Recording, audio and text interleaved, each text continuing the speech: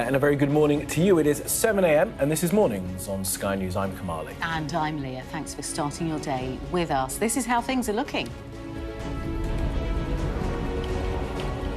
Donald Trump confirms Israel and Hezbollah have agreed to extend their ceasefire deal in Lebanon, but says he won't be rushed when it comes to ending his war with Iran.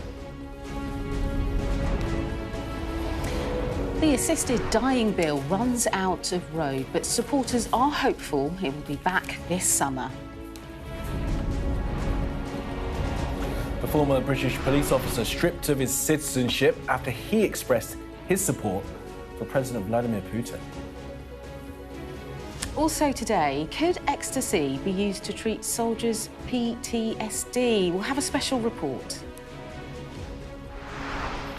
And as a new exhibition asks, were the 90s the wildest decade? We'll take a look back at Cool Britannia.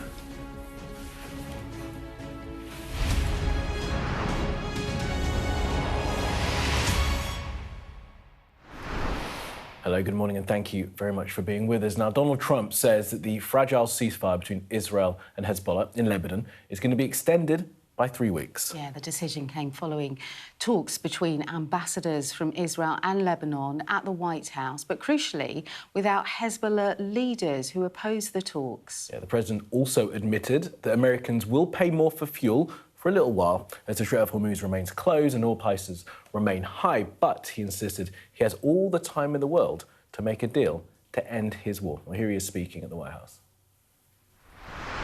They've agreed to an additional 3 weeks of, no firing, ceasefire, no more firing. Let's see. We hope that happens. It's not going to happen between them, but they do have Hezbollah to think about.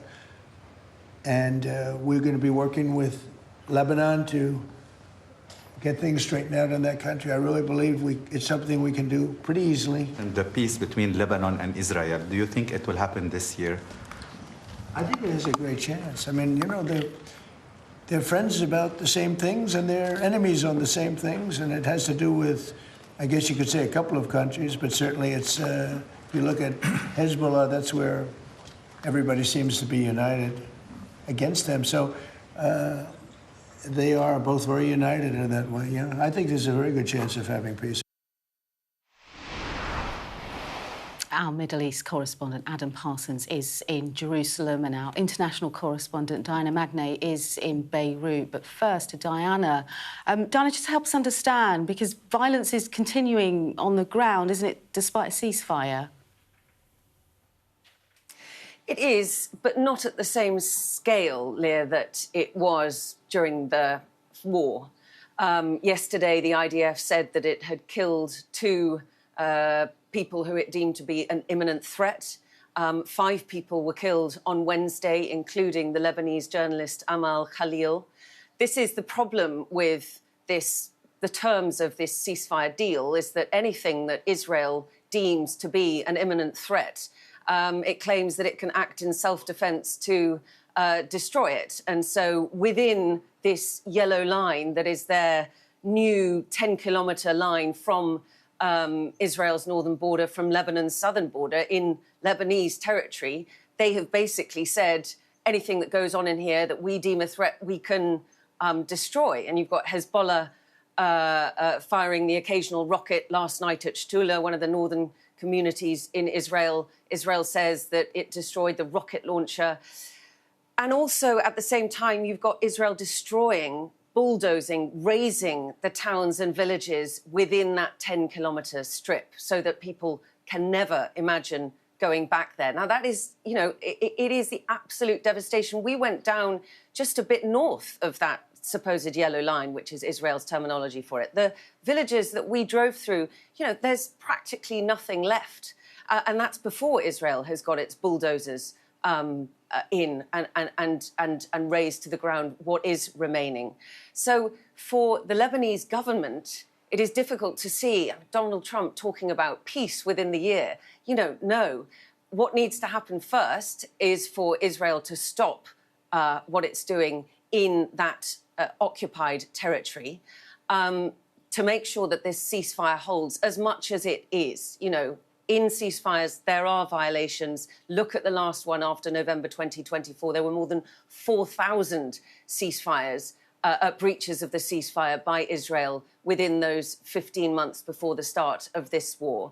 You know, there is very, very little trust between the Lebanese government and Israel. They are in a state of war still. So the idea of peace is not something that anybody in this country thinks is going to happen soon. The idea of talking, whether that's indirect or direct, is something that's acceptable to many, but not under fire. So the really important thing is that this low level, if you can call it that, violence is kept a lid on. My sense is, and we'll see what Adam thinks about this, my sense is that Donald Trump is trying very hard to restrain Israel. The defence minister said there that, you know, all they wanted was the green light and they would go at Iran again. I think that's exactly the same in Lebanon. And for the Lebanese government, you have this incredibly difficult conundrum of how to disarm Hezbollah. They have been trying to do that for decades. It's never really got anywhere. Now there may be more, you know, impetus, drive behind it, but it's still an intractable problem because Hezbollah's narrative is that it is the only force that can protect the people in the south from Israel. Nobody in those Shia communities where I have been thinks that the Lebanese army could ever defend them. They don't even have a mandate to engage the Israelis.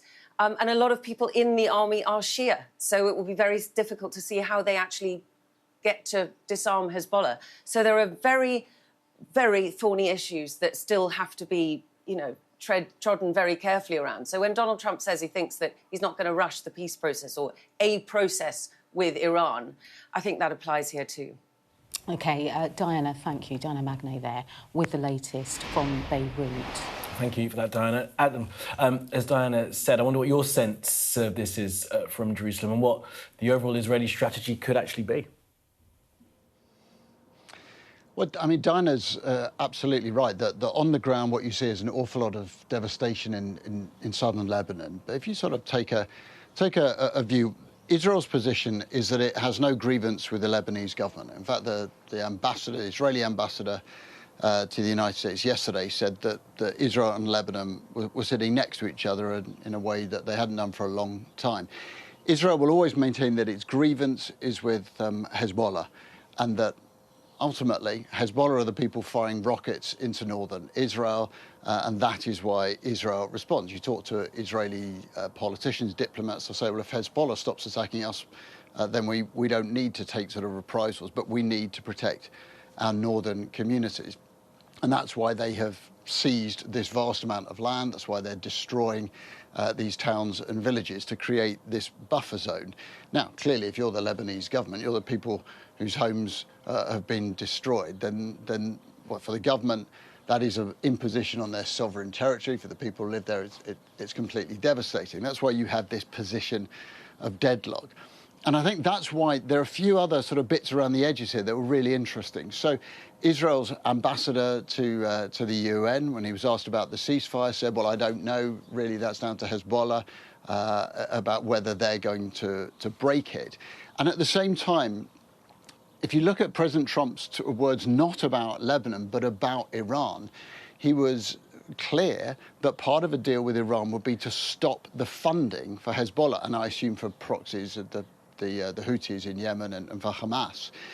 That is really what Israel wants, is that they want Iran to be cut out of this. They want money to stop going to Hezbollah, and they want to stop Hezbollah attacking them. Remember, they see Iran as effectively being the nexus of all of this, as being the country that wants to destroy the state of Israel. So if you are an Israeli politician, especially at a time when there are pretty far-right nationalist trends in politics here, this idea of the state of Israel being threatened by groups and by countries who believe it shouldn't exist, that it should be wiped off the map, is a genuinely sort of existential threat. So in terms of this ceasefire, well, it's laid down there for the next few weeks. There will be violations.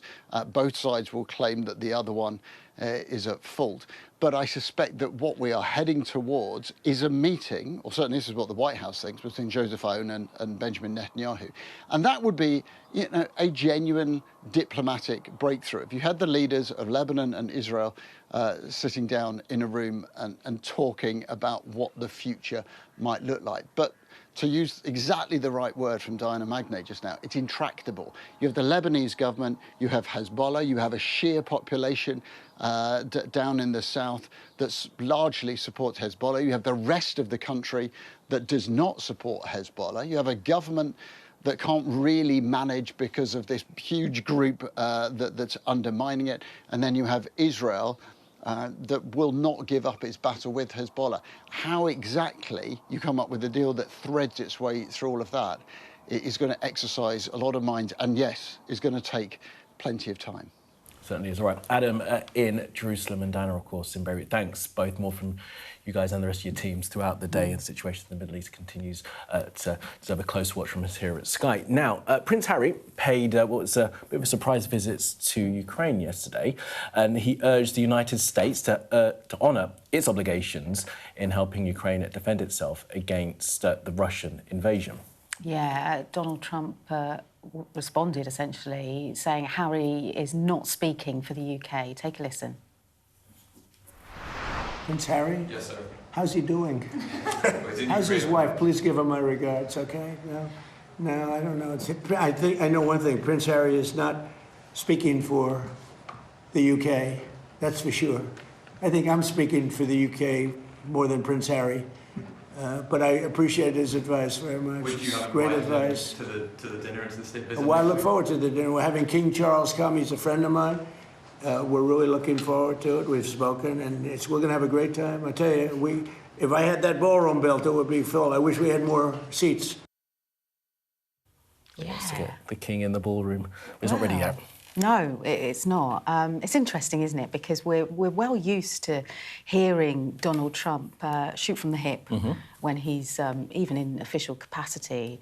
But that's not surprising. Sarcasm, do you think? From the president? A lot. What did he say? Ask how his wife is. I mean, it's not, I don't think, becoming of the office, and it comes ahead of the huge moment next week when King Charles is there. Now, as he says there, he's a big fan and friend of King Charles. And, of course, I'm sure that the palace will be hoping that the president is on his best behaviour when the two meet. What was really interesting is the president didn't realise the King's visit was all down to Sir Keir Starmer and the government. So that's quite interesting when he was made aware of that and whether it goes anywhere to repairing that special relationship that's been under strain. He suggested it could, so let's see what happens next week. Interesting.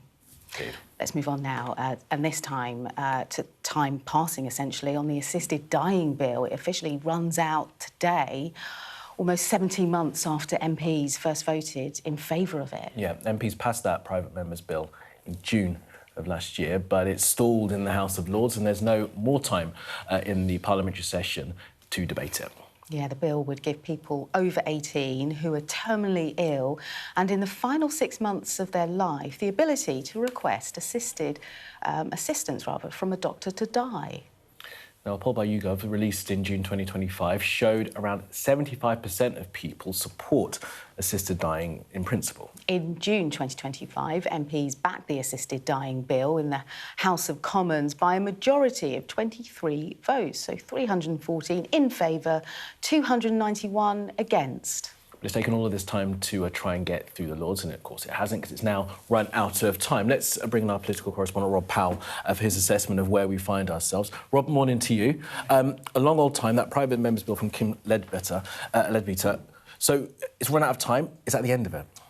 No, potentially not. Supporters of the bill say they want to try and bring it back in the next parliamentary session.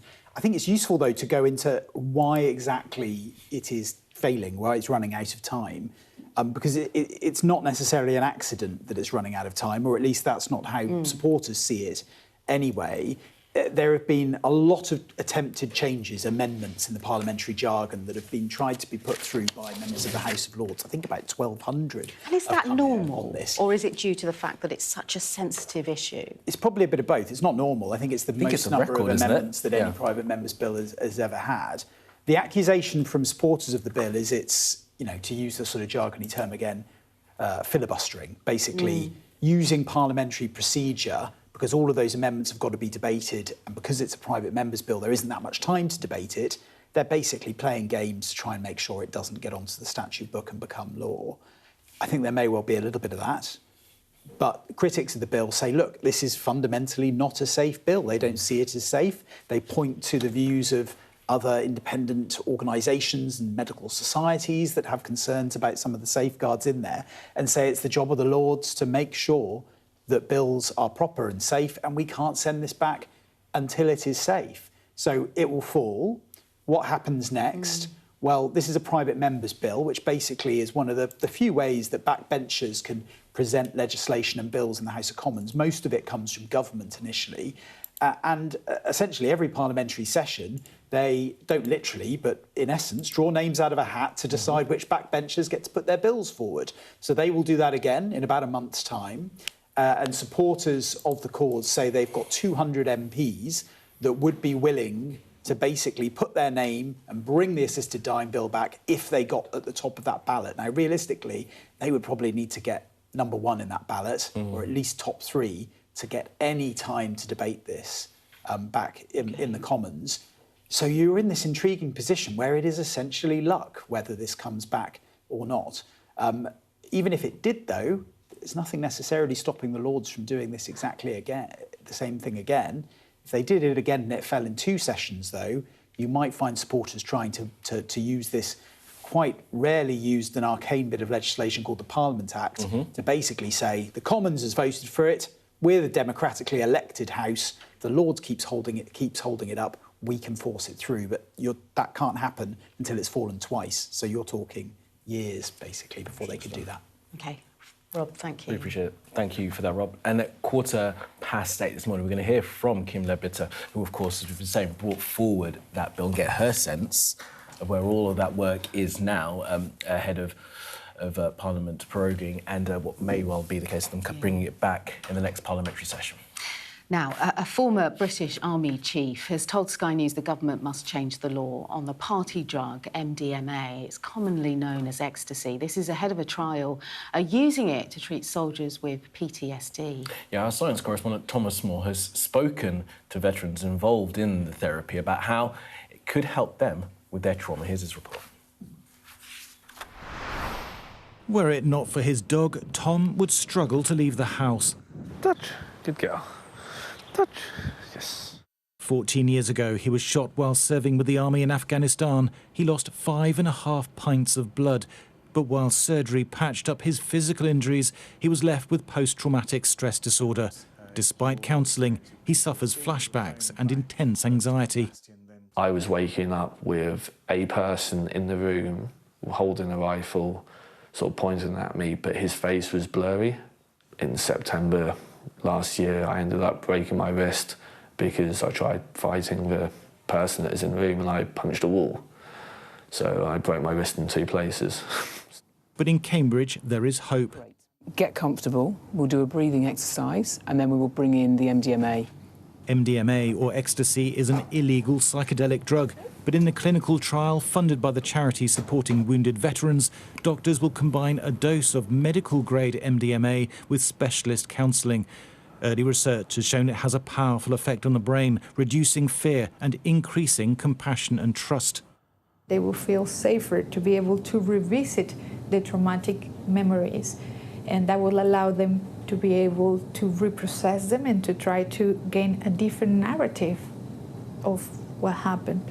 Clinical trials have shown that around 70% of the people who receive treatment will improve and not meet criteria for PTSD anymore.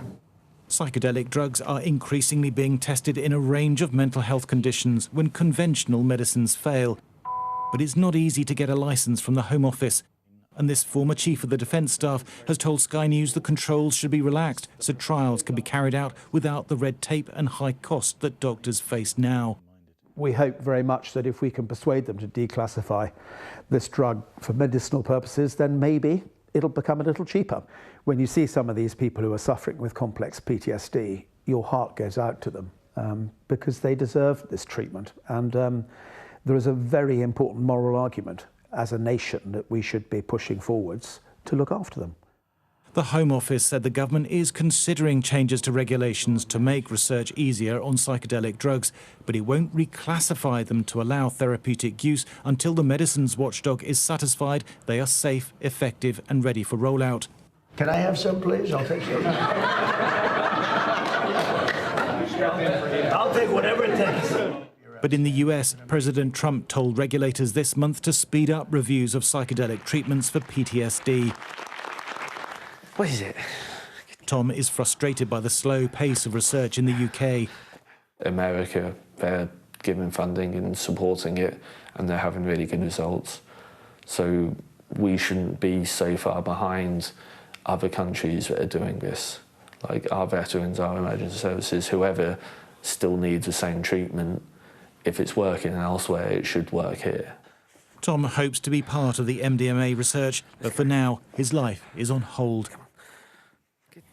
Now, if you've been impacted by some of what you saw in Thomas's report, the Remember Help is always available. You can contact the Samaritans. The details are on the screen there, 116-123, or email joe@Samaritans. Yeah, always really important to talk. Thomas Moore is actually here now to talk a bit more about his report. Morning, Always Thomas. good to see you, Thomas. I'm really fascinated by that, but I'm really fascinated behind the science of what this drug can do for the brain, and there still remains controversy around it, really. In some ways, these drugs get to the cause of the symptoms rather than just acting as a sticking plaster on them. So it affects the brain. It repairs brain circuits, particularly in the prefrontal cortex. That's just behind your forehead.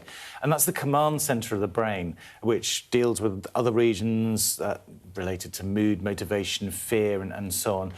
And those can get damaged. But these drugs seem to repair those circuits, allow them to fire properly again. And with the help of therapists, this is really important, is that it's not just take the drug on the street. This is working in very supervised settings with a therapist who then helps people process those issues and embeds much more positive ways of thinking.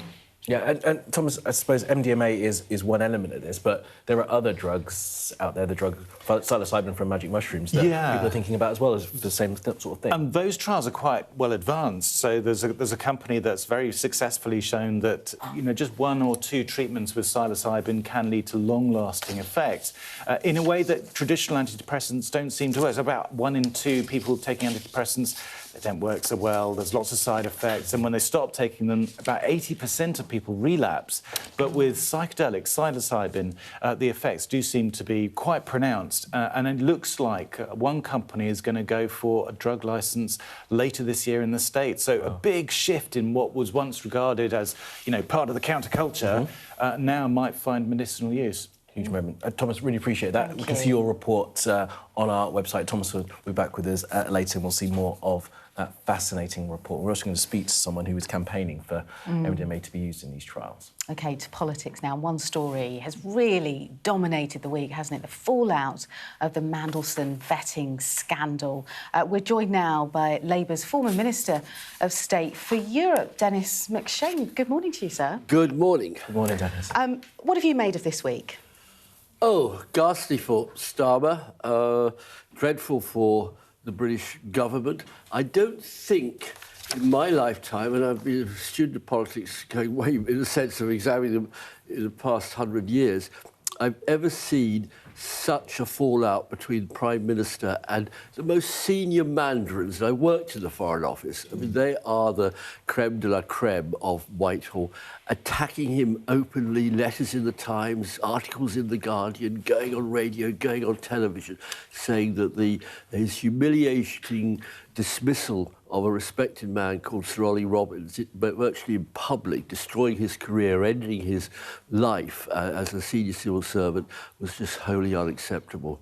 Dennis, just explain to us, morning to you, the importance of a good working relationship between the Prime Minister. Maybe it's obvious, but now it's fallen apart. We'll see what happens, whether the government can get its agenda through, and that's fallen out with the civil service in ways. I don't think it's falling with all the civil service. The civil service will continue to do what they want to do. And, of course, very often it's they who drive the policy agenda, they who say, no, Minister, oh, but by the way, we've got this little plan that would actually work better. And before you know it, it didn't really apply in the Foreign Office where you're not dealing with domestic policy. You look at some of the things that some of the Home Office in particular is doing, and those are ideas driven by civil servants, and they're causing real difficulty for Labour candidates on the doorstep. So it's just bad. I mean, Britain is just not looking in good shape because of the relationship between the Prime Minister and the state administration. Do you think the Prime Minister will be able to put this to bed? I know that we have Morgan McSweeney talking next week, but is this enough to kind of put an end chapter to the saga? Well, somebody asked me a week or so ago, is he toast? I said no, but I think he's probably in the toaster. And the toaster doesn't pop until May the 8th. That's the day after the elections, where 4,300 Labour candidates, very hard-working people, I've been out with them myself for the last 18 months, knocking on doors, and the voters will deliver the verdict in town and city, regional, Scottish Parliament, Welsh Parliament. It's an enormous election, and they're in front of people defending Sir Keir Starmer.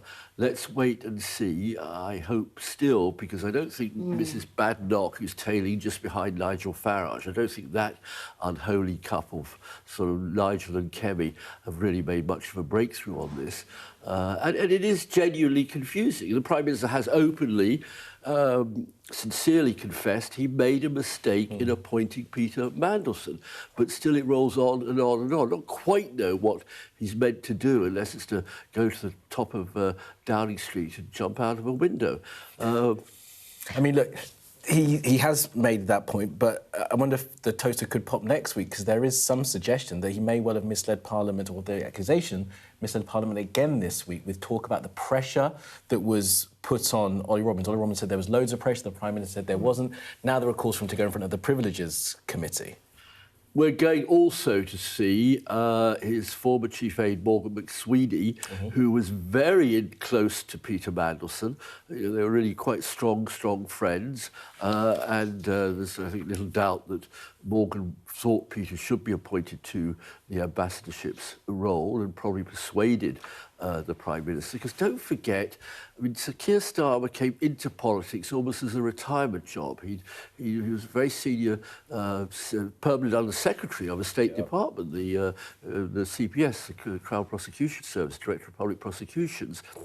And in his 50s, he decided, oh, what do I do now? Oh, wouldn't it be fun to be in politics? And so he came, and then because of the accident of having Jeremy Corbyn unelectable, causing real tensions inside the Labour Party with his policies, he ends up as leader. Most of us thought he'd be a pretty good one. But you suddenly realise politics is a craft. It's like a carpenter expected to make a beautiful chair who's never taken a chisel in his hand before.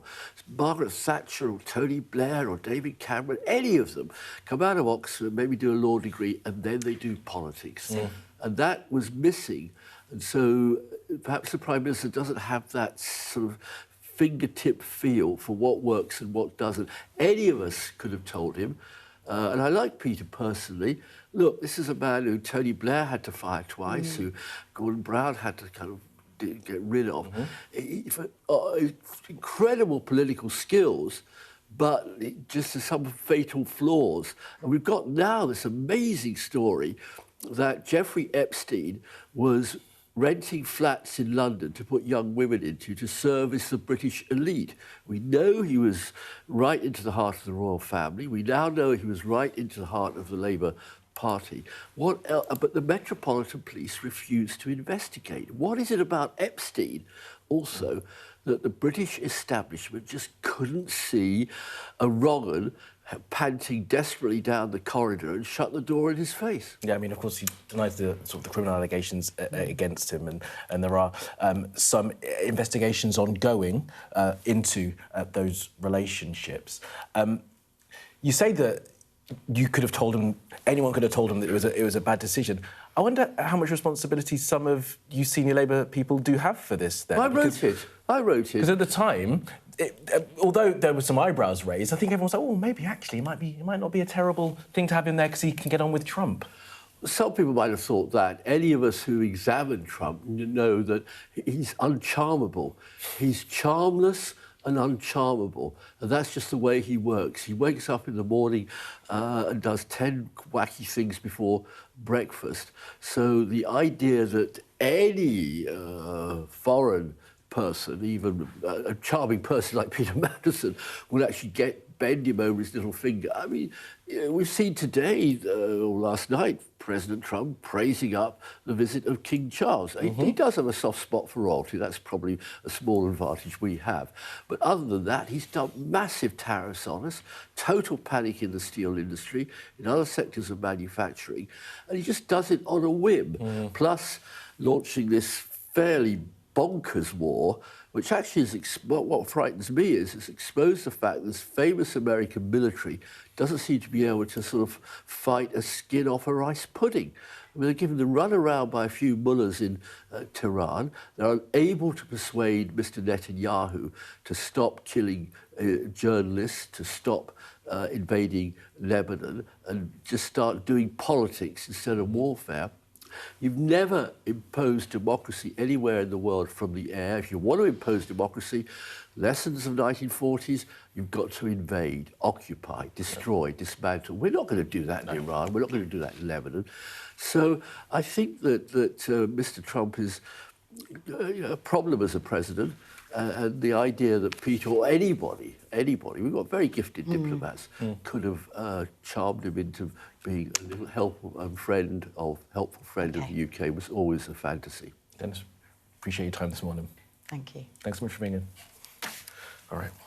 Now, fuel theft is increasing at forecourts in the UK as the cost of petrol prices rise. This is according to new figures. Organised gangs, we're hearing, are stealing petrol and then reselling it on the black market. And fuel theft prevention company Forecourt Eye says that the number of incidents has increased by 13% in the last 50 days after the war began compared to the previous 50 days. Yeah, the volume of fuel stolen is up by some 17%, and that surge is being driven by what are thought to be first-time offenders. Well, let's bring in the Executive Director of the Petrol Retailers Association, Gordon Balmer. Gordon, good morning to you. So, a challenging time for your industry already, I guess, because prices are up, but now having to deal with this theft. Yes, good morning, Kamali. Yes, it's very worrying. Margins are very slim on fuel, and of course, this doesn't sort of help. Our costs are already increased during April with business rates and the national living wage increasing. And so, yeah, this puts added pressure on our members' bottom line. Gordon, do we have any data at this stage about who is doing this? So is it, I don't know, organised criminal gangs, or is it hard-up families that are just taking their chance? Well, there's two types of incident. There's one called drive-offs. That's obviously making off without payment. That is subject to a criminal offence under the 1978 Theft Act. That's called bilking. The other is simply no means to pay. And we think, obviously, the drive-offs, it's premeditated, it is organised, and people are reselling fuel. The other side, which is no means to pay, could be related to, and the data does actually show some of this, people that simply don't have the means to pay. They need to get to that hospital appointment, they need to get to work. And with prices where they are at the moment, some are becoming quite desperate. Yes, it's on the increase, I'm afraid. Yeah, I think that no means to pay incidents are up by some 22%. That was just in March. So that does seem to be going up pretty sharply. So look, what are petrol retailers going to start doing to try and deal with this?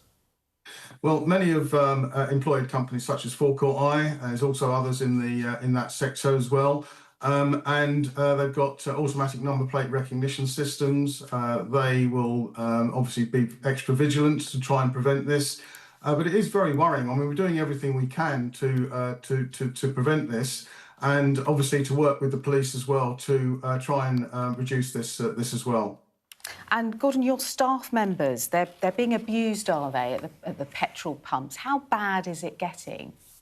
Yeah, I mean, it's not fair for them. I know prices are high at the moment, and obviously everyone is suffering with that. But it's completely out of their control, and they are getting some abuse. And we ask people to obviously respect that they're trying to do a job and keep Britain moving. Well, Gordon, I suppose the other thing with this is as well, with prices being as they are, the Strait of Hormuz still being closed, that blockade still in place. It doesn't look like there's going to be a sort of an end in sight on this at the moment. Not really. I mean, we are living day to day, or even hour by hour, in terms of the headlines that are coming out of the Gulf. And obviously, oil being an internationally traded commodity is affected by, obviously, the supply and demand. One thing that I have done is I wrote to the Chancellor some weeks ago asking for abandonment of the planned fuel duty increases. We have two in the works for this year. One for the 1st of September, which is a penny a litre increase, and then for the 1st of December, which is a further 2 pence increase. So the government are actually making an extra gain on this in the form of VAT. So as prices are obviously high, they are earning more from the VAT on that. And we've asked them to try and help out by abandoning plans for the fuel duty rise. And Gordon, what is your advice, if you've got any, for motorists watching this morning? You know, there are apps, aren't there, where you can check the cheapest petrol price in your area. That's one idea. What would you say to people watching this morning who are a bit hard up? Well, we fully cooperated with the government on the Fuel Finder scheme. There are apps, as you quite rightly point out. One handy app is called petrolprices.com. It's free to download from the App Store, and you punch in your postcode and it'll tell you the prices in your area almost in real time. So you can plan to get cheaper fuel by going to that forecourt. So there are tools available for, obviously, hard-pressed motorists. OK, Gordon Balmer from the Petrol Retailers Association. Really appreciate your time this morning. All the best to you and your colleagues. Thanks, Gordon. Thank you. Just sort of reveals how difficult a time it is right now for everyone if the theft of fuel is on the increase and there's no end in sight right now. No, and I think people are adapting, aren't they, about not maybe filling up the tank entirely. The last time I checked, you know, the cheapest I got it was $1.48 a litre. Car at home when you can, walking and getting on the bike if you can, but obviously in some parts of the country that is just not something you're able to do.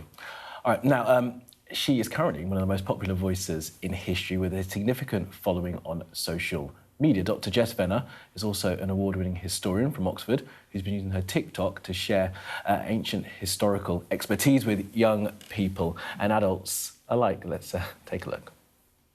This is the tomb of the ancient Roman baker Eurysakes. The inscription reads Marcus Vigilius Eurysakes Pistoris, which means baker. This is just outside the Porta Maggiore gate, which is one of the main gates leading outside of the walls of the city of Rome. So anyone coming into Rome on this road would have seen this immediately. It was built between 50 and 20 BC.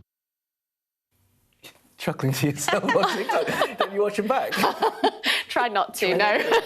You can see we're joined by Dr. Jess Venner. Thank you so much for being with us. Your latest book is The Lost Voices of Pompeii. Why do you think social gives you the access to young people to try and speak to them about history?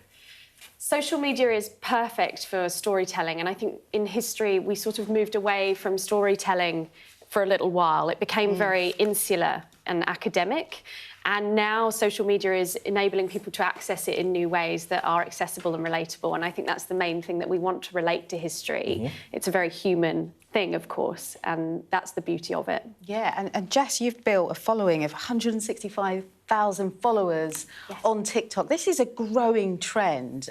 Sky News even tracked down the person behind Chloe versus the internet, which was this girl that suddenly appeared in huge historic moments, you know, the Titanic, and tracked her down to an individual who was actually a man. Yes, a British man. Yeah. Yes. Yeah. I think with this sort of thing, the main thing is that we're telling stories again, and as a historian, you're very peer-reviewed. You're looking into facts and making sure that that is coming across. It's the same as your job, that you're giving people the right information. And I think as long as we're doing that, but the problem with these things is that it's not vetted in that way, and so the blurring between fact and fiction, becomes quite difficult. But saying that, people like myself and other influences in history, we're all really trying to, bring the right things to people in accessible and bite-sized ways that make it, an option to go into history or academic areas without thinking, no, this isn't for me. And that's what I've been trying to do as well. Do you think there's been some of that people don't want to study history? I mean, it was always and remains my favourite subject, because if you don't know where you've been, how do you meant to know where you're going? But has there been a decline in people wanting to take on history, wanting to sort of study what's happened in the past? So funding, particularly from an undergraduate level, is going down, and departments are being closed, particularly in archaeology, which is a real problem for people like myself, because, of course, we're having less people to teach, and it is closing access to it. But also the access into it is very difficult. Also, my background wasn't a classical background. I wasn't educated in Latin or any of that. And so my path in was very difficult. I had to work twice as hard to get to those stages to study history. So it was almost a privilege to get to that stage. And, we all love history now, but, learning it at school was sometimes a little boring and very date heavy, So I think changing the way that we approach history is really important. And now, social media is helping us to do that and look at it in a different way. It's so interesting, because when I got back from a recent trip in Rome, my algorithm was all about the Colosseum and AI-generated content around the history of, the Spanish Steps, whatever. Is there a concern, potentially, and you mentioned this, about the regulation of stuff like this? The internet doesn't have an Ofcom regulator, and when things aren't told in the right way, that's going to be a worry, not only just for us as adults, but parents, teachers too. Yeah, I think that's the thing. And I think as long as there are, figures of authority that are that have qualifications in this area, then we need to be careful about that, so that there are voices that are holding that part of things up. Because when accounts like this AI account become the authority only, I sort of call it for authority, because it's not quite the information that we want to be putting out. And it's an imagined version of history, isn't it? It is. And, it's really vivid, and the point is that we're getting across, these vivid images and experiences, a bit like my book, The Lost Voices of Pompeii, where we're recreating these experiences firsthand. But the difference with mine is that it's, sourced in academic and vigorous research of 12 years and archaeological remains. And as long as we're doing that to some degree, that's the important thing. So if, these AI videos are sourced in facts, then, there's no harm in bringing those things to life. It's just like a Hollywood film. I suppose you have to serve as a counterbalance, don't you? Because there is a lot, especially on YouTube, of sort of historical... I mean, they're almost feature-length documentaries, and you click on them and you watch the first 5 minutes and you realise this hasn't been written by anyone who's ever studied the period. And yet, I guess, because it's on YouTube, because it's on your phone, someone who's picking it up would have to be sort of discerning enough to know, or perhaps have their own understanding of the period to be able to see what was true and what's not. And it's kind of difficult. There should be, perhaps on the social media sites, a bit more regulation to make sure that trusted voices get through. I think so. I think, it's going to be the same with literally anything on social media. How do you regulate to that degree? And I think as long as we keep having open conversations and, continuing to debate about these things, and like I said, the other influences in the area with myself, as long as we are still doing our job and bringing it across in a nice way, then I think that's the important I was really obsessed with Chloe versus the internet, and Tom Clark tracked down this individual. Can we show you it, see what you make of it? Oh, yeah, let's have a look, yeah. Look at this. Excuse me, you know the ship is gonna sink, right? What are you talking about? This ship is unsinkable. Leave me to eat in peace. How dare you just come up to me like that? I tried to warn him. I genuinely tried. Okay, it's happening. It's actually happening. There's an iceberg and we are heading straight for it. I knew this was going to happen, but seeing it in real life is completely different. People are panicking. The crew is panicking. I am absolutely panicking.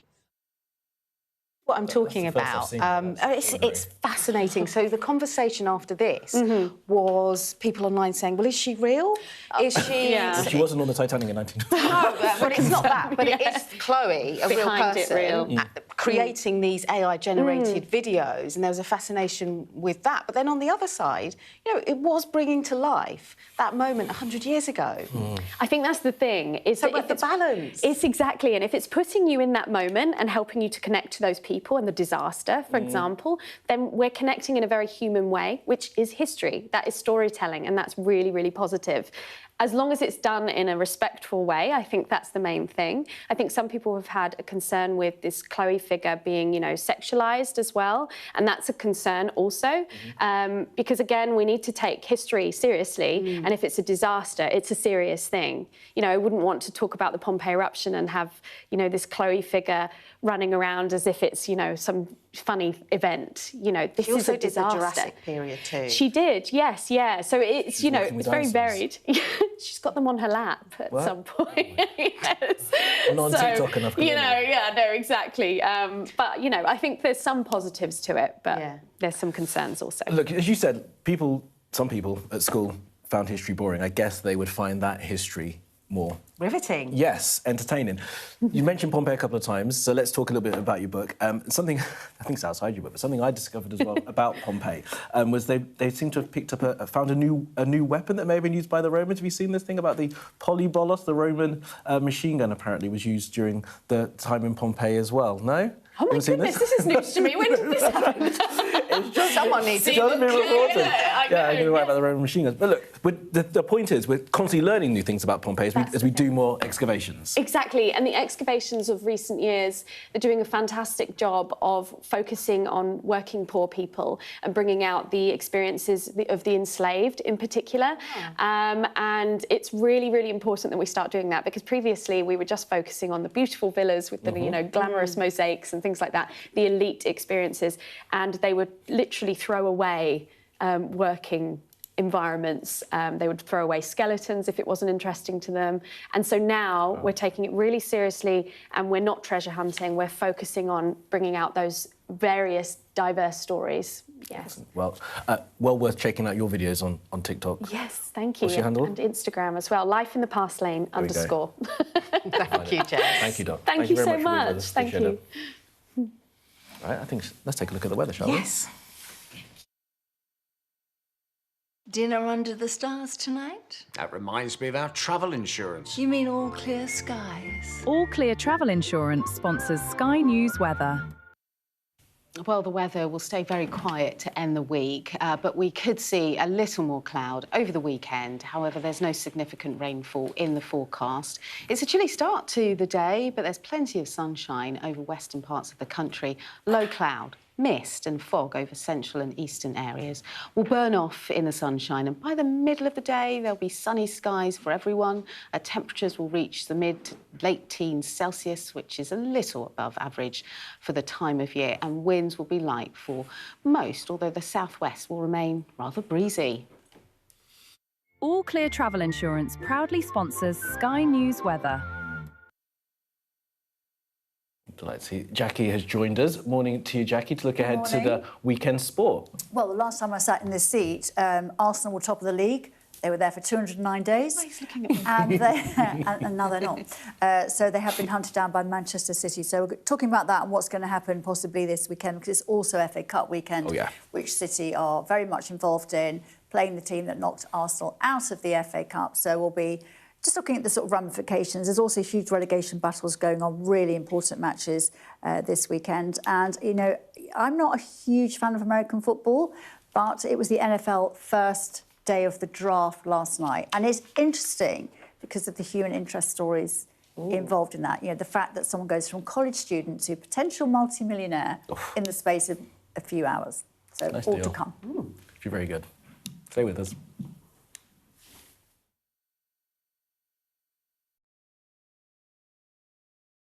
Mr. Trump, James Matthews from Sky News. Hey, James.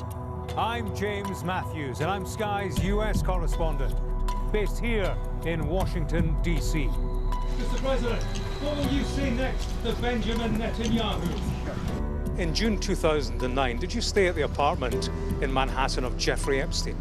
I'm not answering any questions about him. I'm Martha Kellner, and I'm Sky's US correspondent. I've interviewed some of America's most recognisable politicians.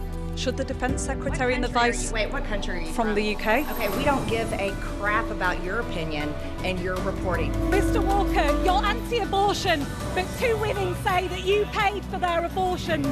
Are you a hypocrite, sir?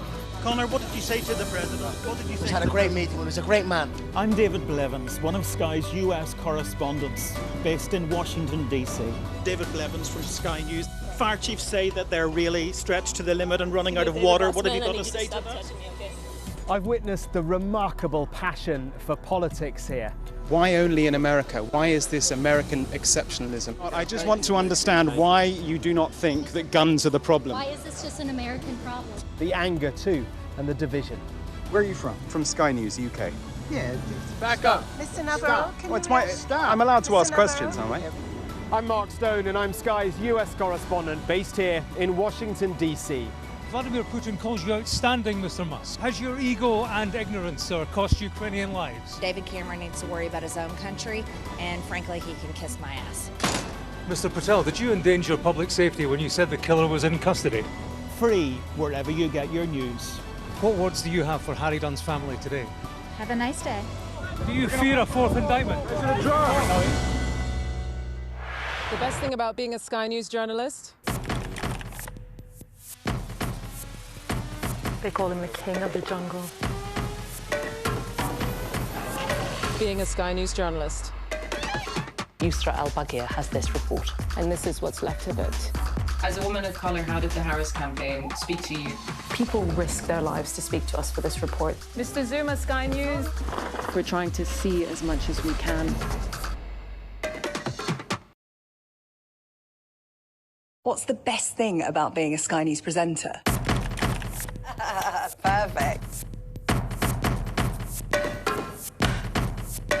Let's bring you some breaking news. Being a Sky News presenter. I began by asking, Thank you so much. trusting us to tell her story. The battle for number 10. Sky News has been given exclusive access. Let me give you a sneak peek. It was the day those present would never forget. Why did you decide to open up and tell your story? Time now to chat with Jackie about all the sport. Yeah. It's quite tense, though, isn't it, talking about sport? It was tense last week between you two before that game against City, and it's tense again today. We're on the same side. You are, I know. Who's going to win the title, Jackie? Don't make her predict that. Well, it's going to be a really exciting shootout. 5 games to go, and it really is a shootout. Nobody can afford to slip up. You know, having spent so long at the top, Arsenal have now been hunted down by City, but there is nothing to split them. You know, they're level on points, their goal difference is the same. The only thing that separates them is goals scored, and City have scored more goals, but Arsenal have conceded less. So even that is close. Sort of like nothing really to judge between them. So it really is what happens now. The Premier League title race begins now, which is an extraordinary thing to say. Arsenal do play this weekend. They've got Newcastle at home. Newcastle on a really terrible run themselves, 4 consecutive defeats, and Arsenal only 1 win in 6, but did seem to get their mojo back a bit against City. So, you know, if they can play with the handbrake off and they can play with a bit of freedom and go for goals, you know, that way that they played at the start of the season where they just sort of overran teams, try and do that again. Don't play with the handbrake on. And they think that we saw a bit of that. So perhaps we will see their mettle. You know, those players were picked for a reason. It was for moments like this. So show it. Let's see. Come and show it. A call to arms from Jackie to Mikel Arteta. Just show it. City, FA Cup this weekend, playing Southampton, the team that knocked out Arsenal very unexpectedly. We hear yesterday that they're probably going to be in the box seat to sign Elliot Anderson in the summer. That was news from Sky Sports News yesterday. But interesting that they've got this opportunity to go for yet another trophy. Chelsea and Leeds on Sunday. Now, to me, this is the interesting one because Leeds were in the bottom. They were struggling at the start of the season. Daniel Farke tweaked the formation a bit, tweaked his tactics, and it worked. And suddenly, you know, they're having an almost great season. You know, they're clear. They should be safe. They're 9 points clear of the relegation places. It is their Leeds' first FA Cup semi-final since 1987, which is extraordinary. And the fans seem really pleased with the way the team's playing. They're showing a lot of grit, and you really wouldn't bet against Leeds winning that match against Chelsea, who seem a little bit all over the place, having sat Liam Rosenior this week. And I suppose the question is, who would want that job? Colin McFarlane will sit in the box seat today, the stand-in manager, the interim manager again this season in that press conference at 1:30 to talk about the FA Cup semi-final. But on, you know, going forward, who really wants that job? You know, it's difficult. There are multiple layers above you. You will not have control over who you buy.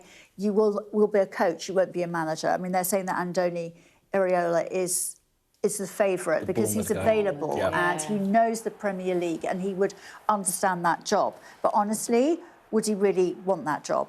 We're running out of time a little bit. I mean, obviously, it's a massive weekend at the other end of the table. It is. Wolves, Spurs really need to win that to have, you know, their chance of getting out of those relegation places. Sunderland Forest is tonight.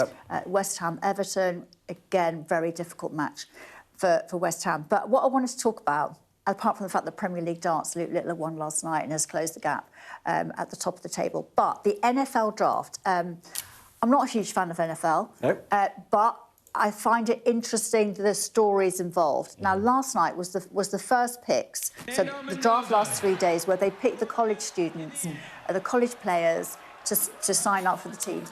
This guy was favourite. This is Fernando Mendoza, who didn't go to the draft. He stayed at home in Miami with his family, with his brothers, with his mum who's got multiple sclerosis. Now, what I really love about this guy, having read his story, he loves being on LinkedIn. So as soon as his season at his college was finished, he wrote on LinkedIn, "Open to work." Open to work. He has done internships in his holidays because just in case the football doesn't work out, and then he was #1 pick. Yes, that's hilarious. So he's gone from being college student out of work, which is kind of a hard place to be, to potential multimillionaire overnight. Well done to him. Since last night. He was a very good player. All right, explaining more for you the next hour. Stay with us. Headlines coming up next.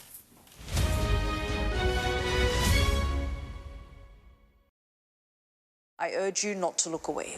If Hamas hands the hostages over, they will end this conflict.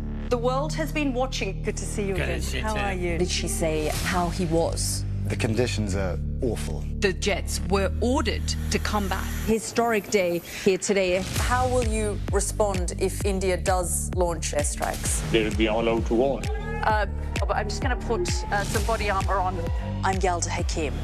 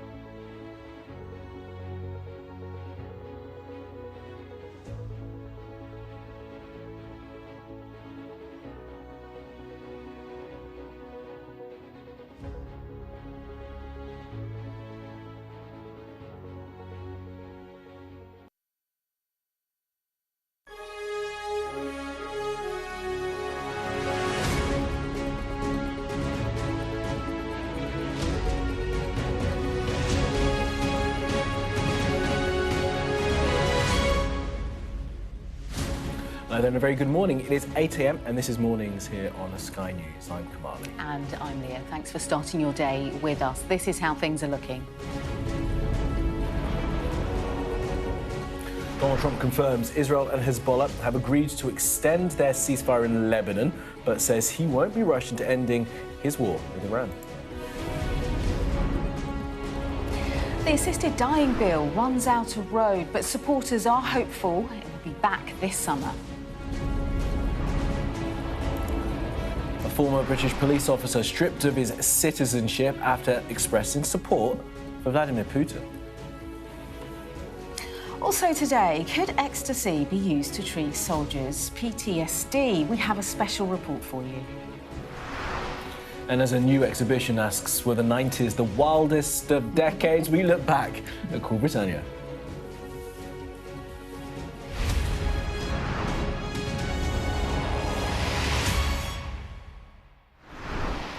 Hello, good morning. Thanks so much for your company. Donald Trump says the fragile ceasefire between Israel and Hezbollah in Lebanon is being extended by 3 weeks. Yeah, that decision came after talks between ambassadors from Israel and Lebanon at the White House. Crucially, though, without leaders from Hezbollah who oppose the talks. Yeah, the US president also admitted Americans will pay more for fuel for a little while, he says, as the Strait of Hormuz remains closed and oil prices remain high, but insisted that he has all the time in the world to make a deal to end the war. Here he is. They've agreed to an additional 3 weeks of, no firing, ceasefire, no more firing. Let's see. We hope that happens. It's not going to happen between them, but they do have Hezbollah to think about. And we're going to be working with Lebanon to get things straightened out in that country. I really believe it's something we can do pretty easily. And the peace between Lebanon and Israel, do you think it will happen this year? I think it has a great chance. I mean, you know, they're friends about the same things and they're enemies on the same things, and it has to do with, I guess you could say, a couple of countries, but certainly it's, if you look at Hezbollah, that's where everybody seems to be united against them. So they are both very united in that way. You know, I think there's a very good chance of having peace. Trump speaking at the White House last night. Let's go to the region now and bring in our Middle East correspondent Adam Parsons, who is in Jerusalem, and our international correspondent Diana Magnay, who is in Beirut. Morning to you both. First, Diana, to you. So, look, this ceasefire holding and extended, but there seems to be violence still. There is violence. I think we can always expect violations of ceasefires, but on Wednesday we had 5 people killed, including the very prominent Lebanese journalist Amal Khalil. If you want a symbol of the way that this ceasefire has been broken, I think the fact that Israel is prepared to kill a famous journalist during a supposed ceasefire is a mark of that. Yesterday, 2 more people killed. Of course, Israel says it's reviewing that incident, that it doesn't target journalists. And it says within that ceasefire treaty or agreement, it's not a treaty, it's an agreement, that it has the right to act in self-defence against anything that it deems to be an imminent threat. And that means that it does continue to act against imminent threat, supposedly, in the territory that it now occupies in the south of the country. And also, for its part, Hezbollah has been firing rockets into northern Israel. Last night, into the border community of Shtula. That was intercepted. Israel responded, taking out the rocket launcher. You know, this kind of thing is continuing. Let's look at the previous ceasefire agreed after November 2024. There were 4,000 Israeli breaches of that ceasefire. So I think the fact that, you know, you do have ongoing violence does not diminish the fact that this 3-week extension is very important because the violence is on nothing like the scale as the war was that has been going on since the beginning of March here. The government has a very, very difficult problem. Hezbollah is a huge problem. The people in the south believe that Hezbollah is the only entity that can protect them, that the Lebanese army can do that, cannot possibly do that. Lebanon has been trying to disarm Hezbollah since the end of the civil war. That called for an end to armed groups operating within the country, and it's proven impossible. And I think if you go down to the devastated villages along that 10-kilometre defensive, in inverted commas, line that Israel now says is a buffer zone to protect its northern communities from Hezbollah, you can see why the Shia communities feel that Hezbollah is the only entity that can protect them.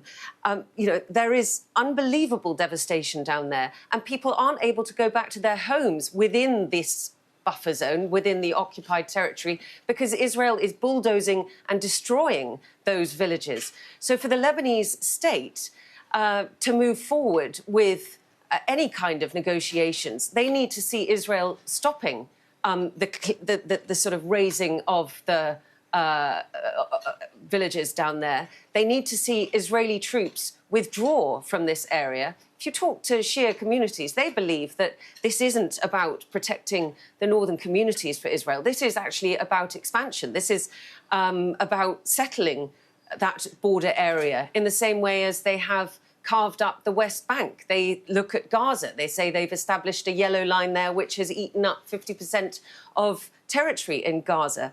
And this is the sort of resistance that the Lebanese state is facing from the south, from the people who have borne the brunt of Israeli wars the most, as they try and work towards some kind of a solution with Israel. And then you also have pressure from elsewhere in the Arab world. I think that the Saudis are trying to mediate here. You know, they don't want to see normalization with Israel until there is a two-state solution. So this is a hugely complicated problem that Donald Trump is now involving himself with. I think the majority of people here in this country are happy to see some kind of negotiation continue, whether that's direct or indirect with Israel, but as long as the firing stops. And, you know, we may see ceasefire violations. They just must not escalate anymore. But I think the extension of this ceasefire by 3 weeks is very, very important. OK, Diana, for now, thank you. Let's cross now to Adam, who's in Jerusalem, our Middle East correspondent. Given, Adam, what Diana's just laid out there, what are you hearing about the Israeli strategy? Well, Israel would say that its strategy in Lebanon is very simple. It's about Hezbollah attacking those communities in the north, and Israel says it has no argument with the Lebanese government per se, except that it thinks that the Lebanese government has done far too little to confront Hezbollah, to disarm Hezbollah, which it said it was going to do. And of course, by extension, the other thing the Israelis would say is that Hezbollah is funded by Iran, as is Hamas, as are the Houthis in Yemen, and that it is effectively a proxy movement from Iran. That this isn't a Lebanese group, that this is an Iranian group that's been placed into Lebanon. So what I think Israel officials would say now is, yes, OK, there's a ceasefire, even though they point out this morning that Hezbollah was firing rockets into or towards Israel just as these talks were about to start. They say, we do not want to topple back into another major war, but, and this is what an Israeli diplomat said yesterday, you, the Lebanese government, have got to stop treating Hezbollah with, quote, kid gloves. Now, there'll be plenty who will say, this is not kid gloves. This is a huge assault that has taken place from Israel into southern Lebanon, has got huge amounts of destruction. And the response from the Israeli government would be, look, we have northern communities who are taking the brunt of Hezbollah attacks, and we have to protect them. That this is a threat to Israel from Iran, which is a country which has repeatedly said it has a policy of trying to wipe Israel off the map. So it's a delicate position. This ceasefire is important. Clearly, another sort of move by Trump, announced it right at the start of this meeting. A few notable things I'd say within it. This wasn't just the Israeli and Lebanese ambassadors to the United States who were there. Mike Huckabee, who is America's ambassador here in Israel, was there. So was America's ambassador in Lebanon. So this was a step up in terms of ambassadorial power. And the second thing, and I think this is really important, is that in a separate sort of series of questions, when he was talking about negotiations with Iran, Donald Trump said that, yes, part of a deal with Iran will be to stop Iran funding its proxies. And that, for the Israelis, will be crucial. They think if Hezbollah stops getting money from Iran, then it will start to wither away. Yes, Hezbollah is popular within the Shia community, although that popularity is falling. It is not at all popular in the rest of the Lebanese population, many of whom see it as being the catalyst for these sort of destructive attacks from Israel. That takes us to the sort of final element of this. How do you come up with a peace deal which involves somehow satisfying Hezbollah, who, by the way, are the biggest military, most mighty military force in the country, almost certainly more powerful than the Lebanese army? How do you come up with a deal that somehow reins in Hezbollah, returns power to the Lebanese government, gives Israel the belief that it isn't under threat, and avoids a civil war between Lebanon and Hezbollah? And that is why I think the idea that this will just glibly be done, you know, pretty easily is for the birds. A peace deal here will be complicated, and it is going to take a long time to thrash out. OK, for now, Adam, thank you so much for the context and update. I'm going to move on now to the war in Ukraine. And it was during a surprise visit to Kyiv that Prince Harry has urged the US to honour its obligations in the conflict, saying this is a moment for American leadership. Yeah, but President Trump wasn't very happy with that, and he said that Harry is not speaking for the UK. Let's listen to what Trump had to say about that. Prince Harry? Yes, sir. How's he doing? How's his wife? Please give her my regards, OK? No, I don't know. I know one thing. Prince Harry is not speaking for the UK. That's for sure. I think I'm speaking for the UK more than Prince Harry. But I appreciate his advice very much. Would you have great advice. To the dinner and to the state visit? Well, I look forward to the dinner. We're having King Charles come. He's a friend of mine. We're really looking forward to it. We've spoken, and we're going to have a great time. I tell you, if I had that ballroom built, it would be full. I wish we had more seats. Well, listen, we're well used to this type of rhetoric from President Trump, aren't we? And that will come as no surprise to the wider audience, and indeed Prince Harry and Meghan Markle. It won't, but it does come ahead of Harry's dad going to the United States, as he mentioned there, for the 250th anniversary. The signs being, Trump was asked about this yesterday, that he thinks that it could actually act, that meeting, and King Charles being there, repair the relationship between the US government and the UK government. We will see, and we'll see whether or not Donald Trump is on his best behaviour and doesn't say something that embarrasses the King during that time. I'm sure King Charles will be well adept at dealing with it, but it'll be an awkward moment at times, I'm sure. Yeah, I found it really interesting. It was actually in Trump 100 when Mark Stone had that conversation with the president, where he said that the president wasn't actually aware that it was Sir Keir Starmer that gave the green light to any kind of royal visit. The government has to give the green light to repair relations. So we shall see what happens. But it's another interesting take on Donald Trump. Yeah, it is. It is indeed. All right, here. And the assisted dying bill officially runs out of time today, almost 70 months after MPs first voted in favour of it. Yeah, MPs passed the private members' bill. This was last June, but it stalled in the House of Lords, and there's been no further debate time before the parliamentary sessions ends next week. Now, the bill would have given people over 18 who are terminally ill and in the final 6 months of life the ability to request assistance from a doctor to take their own life. A YouGov poll released in June 2025 showed around 75% of people support assisted dying in principle. And in June of that year, MPs backed the bill in the House of Commons by a majority of 23. It went 314 in favour, 291 against. But it's taken so long to get through the Lords that it's now, well, it's run out of time. Joining us now is Labour MP Kim Leadbeater, who introduced the private members' bill. Good morning to you. Morning, Kim. Good day, Kim. So today the the bill falls, but not because Parliament voted against it, but because of a handful of peers essentially talked it out. How do you feel, not as a politician today, actually as a human? Yeah, and thank you for asking the question like that, because that's how I've tried to approach this issue as a human being, not as an MP.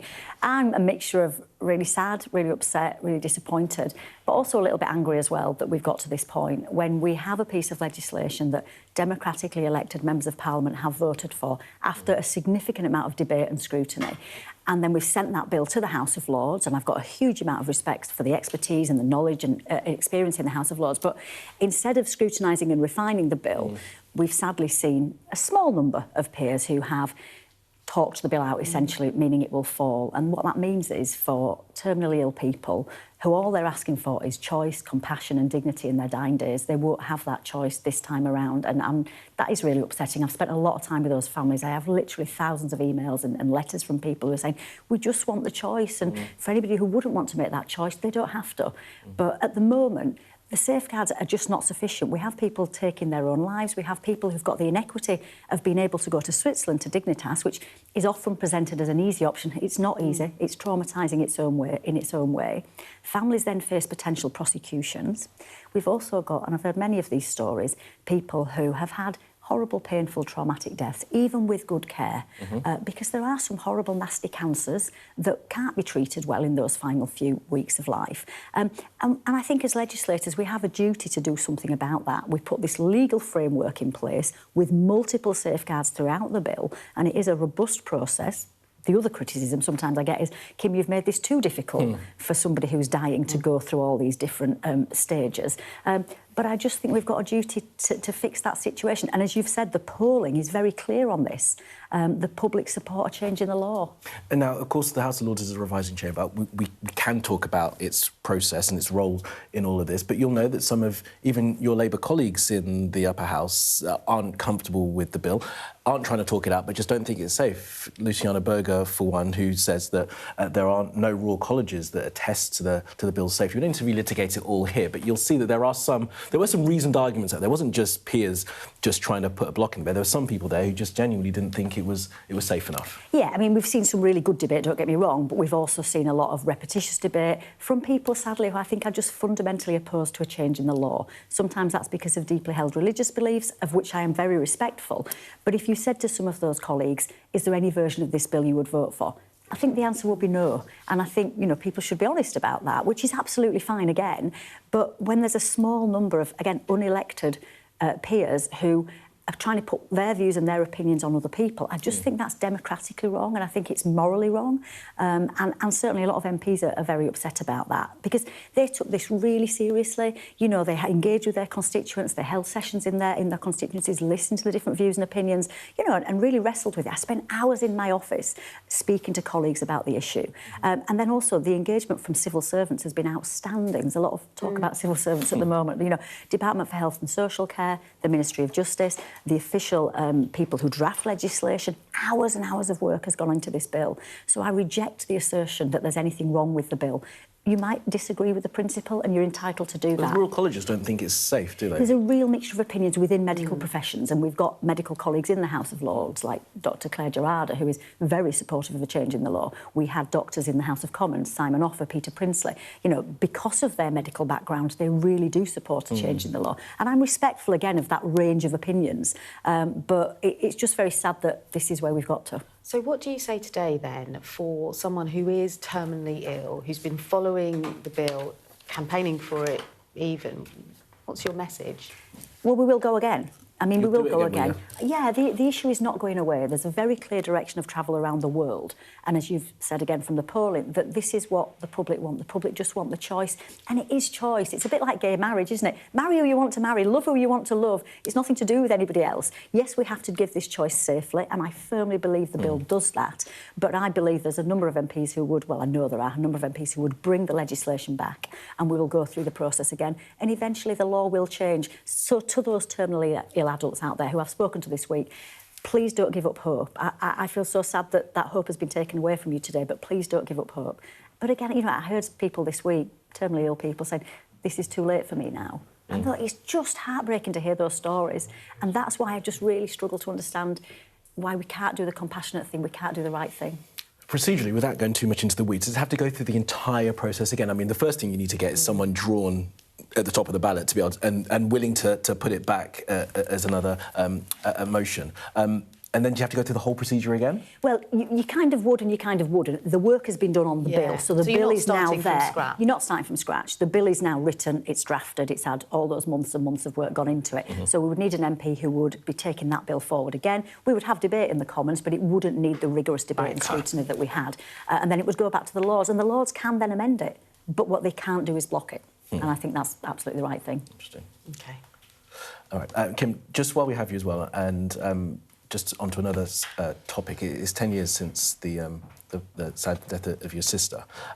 There's been some violent rhetoric in the past couple of weeks from some parts of the political community. And I wonder, at this sort of stage, as we start thinking about Joe again, how that sort of rhetoric is sitting with you and what you sort of made of some of the things that we've heard. It was a reform candidate, wasn't talking about Theresa May. It's really upsetting. And look, I've been giving the same interview for 10 years now, since Joe was killed. We've all got a responsibility to think about what our political discourse looks like, and that is everybody from people who are elected, to candidates, to journalists, to social media companies, to every single member of the public, about how we speak to each other and how we treat each other. I had a candidate for the local elections attacked this week. You know, this is not what our society should look like, and there are very serious consequences to language and to rhetoric and to things that people say, and my family knows that more than any. I just would ask everybody to just step back, try and find common ground, and when you can't find common ground, disagree respectfully and with civility. I just don't think that's an impossible task, but we all need to think about our own personal responsibility in that and what that looks like. And you're right, it's 10 years since Joe was killed, and I've reflected a lot on that, and I don't think we're in a better place than we were in 2016, and that is a bit depressing. But it doesn't mean that we give up hope, and we all need to keep working towards the kind of political culture that I think we should be giving the public. Absolutely. Right. Thank you very much for being with us. And of course, I'm sure we will speak again in the months that come. Thanks very much for being with us. OK. Now, we're going to stick with politics and one story that's really dominated this week, of course, the fallout of Peter Mandelson and the vetting saga that continues to haunt Sir Keir Starmer's premiership.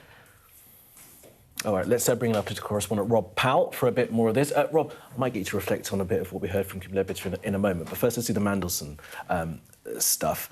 We heard earlier from former Labour MP Dennis McShane just sort of saying the pressure still is on the PM, and there's sort of a number of steps still to go, but he looks like he's in a bit of peril. Yeah, I think he sort of got through yesterday with that evidence from Kat Little, the senior civil servant from the Cabinet Office, relatively unscathed, but I mean, you probably would expect that. She's a sitting civil servant, so she can't speak as freely as Ollie Robbins did. Maybe what this will boil down to on Tuesday, when we get Philip Barton, who was Ollie Robbins' predecessor as the Civil Service Chief at the Foreign Office, someone that Ollie Robbins said was subject to a lot of pressure coming from the centre of government and Downing Street to appoint Peter Mandelson. A point of tension might be the fact that the Prime Minister said in the Commons earlier in the week no pressure was applied. Ollie Robbins was pretty clear that there was incoming all the time from Number 10 to get this done. Depending on what Philip Barton says, that could start to make that claim by the Prime Minister in the Commons look a bit dicey. And then, of course, you've got Morgan McSweeney at some point on Tuesday as well. But, yeah, Dennis McShane I thought was interesting because he said, look, the danger is there, but it might not come full to fruition for another week or two. Have a listen. Somebody asked me a week or so ago, is he toast? I said no, but I think he's probably in the toaster. And the toaster doesn't pop until May the 8th. That's the day after the elections, where 4,300 Labour candidates, very hard-working people, I've been out with them myself for the last 18 months, knocking on doors, and the voters will deliver the verdict in town and city, regional, Scottish Parliament, Welsh Parliament. It's an enormous election, and they're in front of people defending Sir Keir Starmer. Let's wait and see. I hope still, because I don't think Mrs Badenoch, who's tailing just behind Nigel Farage, I don't think that unholy couple, sort of Nigel and Kemi, have really made much of a breakthrough on this. And it is genuinely confusing. The Prime Minister has openly, sincerely confessed he made a mistake in appointing Peter Mandelson. But still it rolls on and on and on. I don't quite know what he's meant to do unless it's to go to the top of Downing Street and jump out of a window.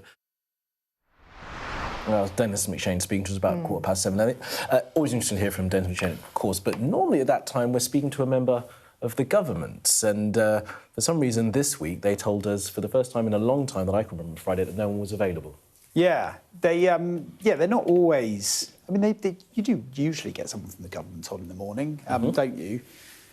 I guess they maybe feel that they haven't got enough good stuff to talk about this morning, to be fair. I think Dennis McShane's analysis of that is probably right, though, in terms of the local elections.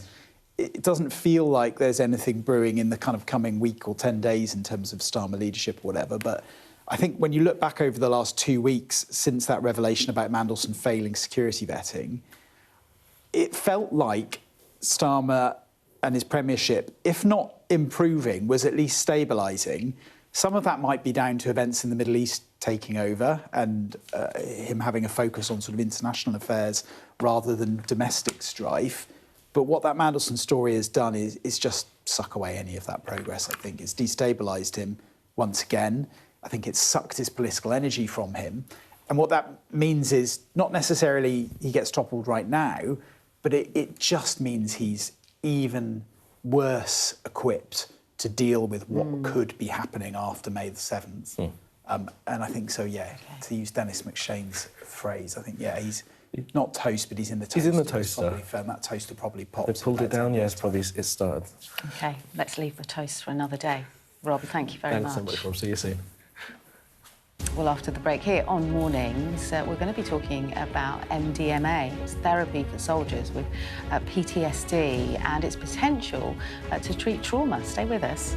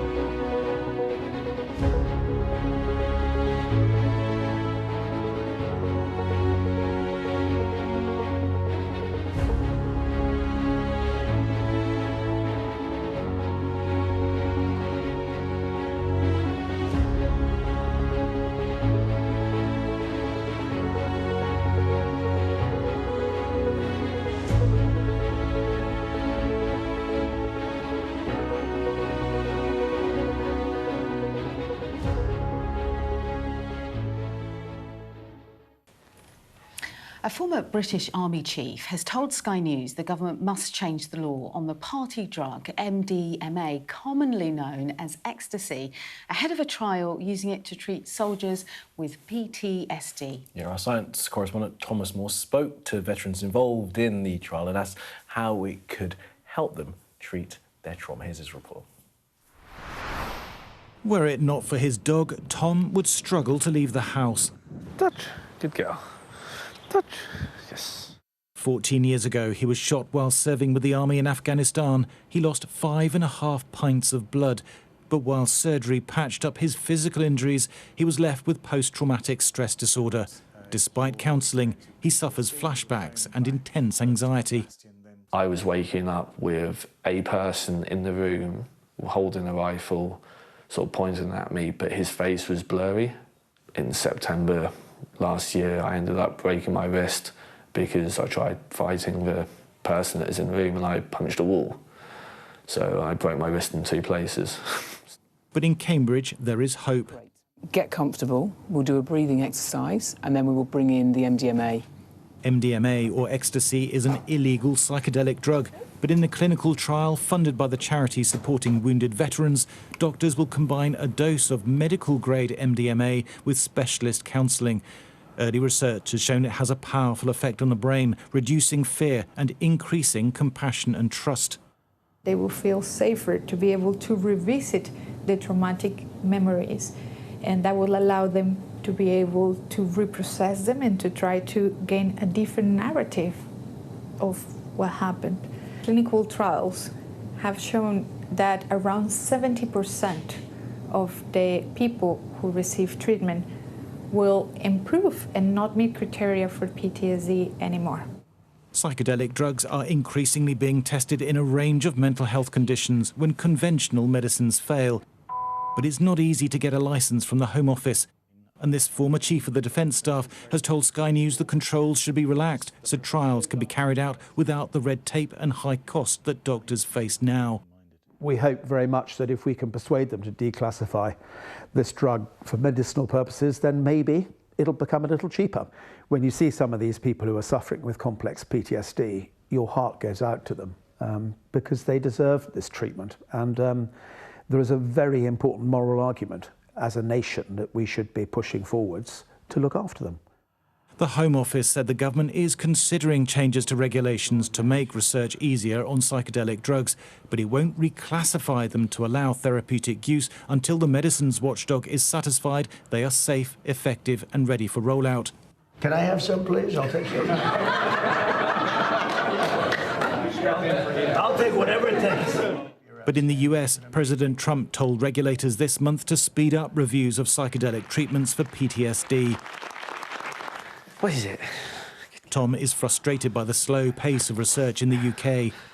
America, they're giving funding and supporting it, and they're having really good results. So we shouldn't be so far behind other countries that are doing this. Like our veterans, our emergency services, whoever still needs the same treatment. If it's working elsewhere, it should work here. Tom hopes to be part of the MDMA research, but for now, his life is on hold. Thomas Moore, Sky News. Good girl. All right, now, if you've been affected by what you heard in Thomas's report, remember support is available 24 hours a day. The contact details for Samaritans are on screen. You can call them 116 123, or you can email joe@samaritans.org. Well, pleased to say we're now joined by Gillian Norton, CEO of Supporting Wounded Veterans. Gilly, thanks so much for joining us. Morning, Gilly. Such an important issue to discuss, isn't it? Really keen to get your early thoughts on the research that we're seeing in the UK and an understanding of how far behind we are compared to, say, the US. Thank you very much for having me on. Well, this is our second clinical trial using MDMA-led therapy. The research is looking really good. The clinical trial phase 3 in America has already ended, so the research is out there. Potentially 65% of people who were treated no longer met the designation of PTSD on the clinical scores. But the interesting thing I think about the drug is that it seems to go on working for a long time after the treatment is finished. So you're done in 3 months. Right. Gilly, talk to us about the difference that you've seen in some of these veterans who've taken this, and I guess because of the work that you've done, you've seen veterans who've been suffering from PTSD who've been having to take ordinary antidepressants. Yes, I mean, on our clinical trial, the first clinical trial, they only got 2 doses of the drug. So I think what you really want to have is you want to have 3 doses of the drug and the extra therapy time that it gives you. But so far, I think in severe trauma, where it's very, very difficult for you to revisit an event, the therapy and the drug allows you to revisit in a very empathetic way to yourself and to what's happened to you. So it accelerates treatment much faster than perhaps years of either therapy or conventional treatments. And Gilly, critics will say, won't they, that we shouldn't be giving a party drug to traumatised soldiers. We're hearing that a lot.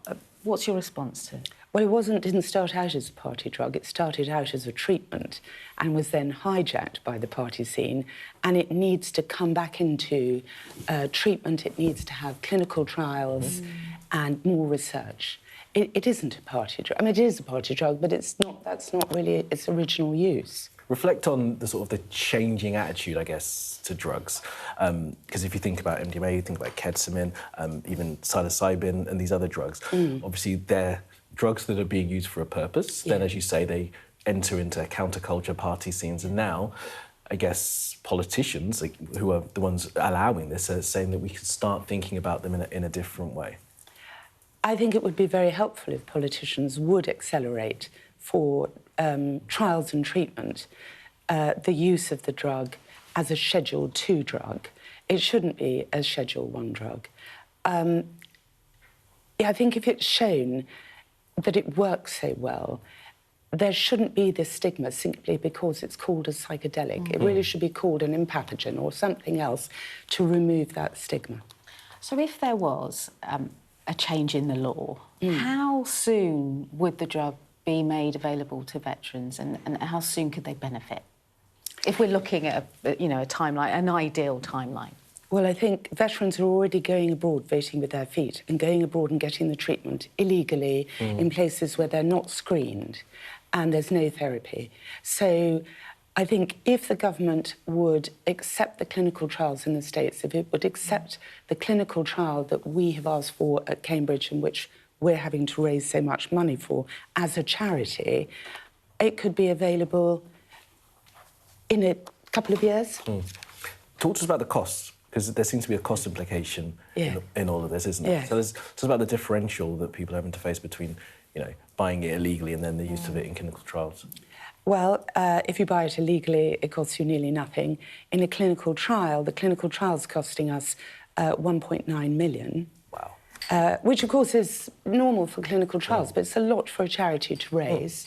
And I think the end point will be interesting to see what the end point with the American pharma companies are and what Europe can do on its own over pricing of the drug for treatment. Let's see. OK.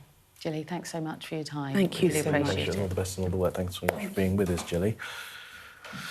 Now, do you remember the sound of the dial-up internet? How could I forget that sound? Very core memory for me. When no one had a smartphone and the sitcom Friends had just started. Very good show. Great times. We're, of course, talking about the 90s, a decade where Britpop dominated, the Rachel haircut was everywhere, and... I had one. No, I didn't. And New Labour's landslide victory convinced people that things could and can only get better. Let's take a look back at Sky News. Why not? During that time.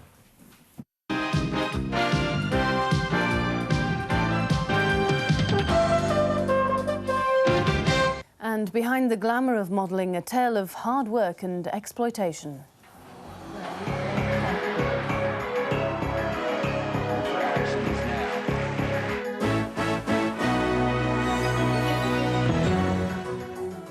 Hello and welcome to Newsline. And also very core memories of Sky News at that time. Oh, yeah.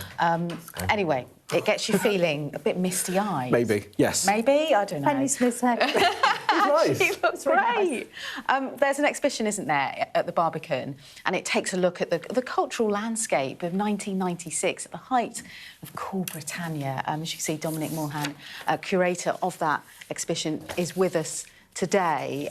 Your greatest memory of the 90s, Dominic?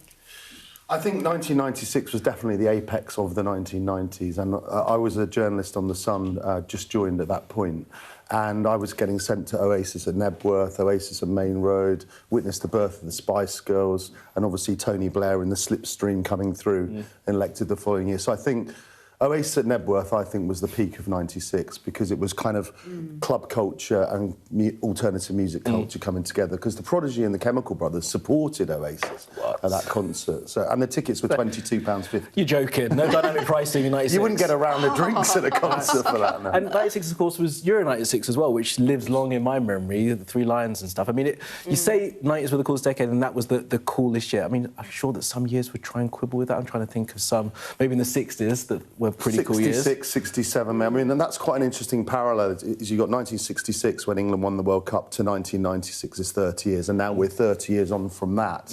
So maybe the sign is we're going to win the World Cup. Oh, don't say it, Dominic. Have I jinxed it?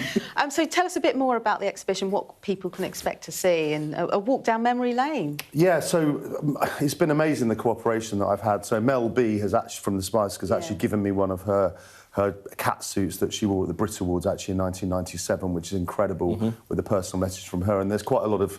There's Jerry Halliwell's Union Jack sparkly boots, and I've got quite a lot of Oasis memorabilia as well. And it all ties in with my book, 1996, as well. Did you, do you have anything from Jamiroquai? Because he was great in the 90s. I loved him, went to his gigs when I was very pregnant, when my daughter was born. She loved listening to his music when she was a baby. And I've been to see him again, because he's made a resurgence, because he's on this world tour, and now the kids all find him cool. And actually, that's quite a common theme with a lot of 90s bands, isn't it? Should have got one of his hats, shouldn't I? You should have asked him. I'm sure he would have given it. If JK's watching, we can fit it in somewhere. That'd be awesome. But yeah, I mean, it was just an amazing coming together of kind of music, sport, art. Don't forget, you had Damien Hirst and Tracy Emin really coming through, the young British artists at that point. The restaurant scene in London at that point was incredible. Gordon Ramsay, Marco Pierre White. So it's interesting to look back and compare to today.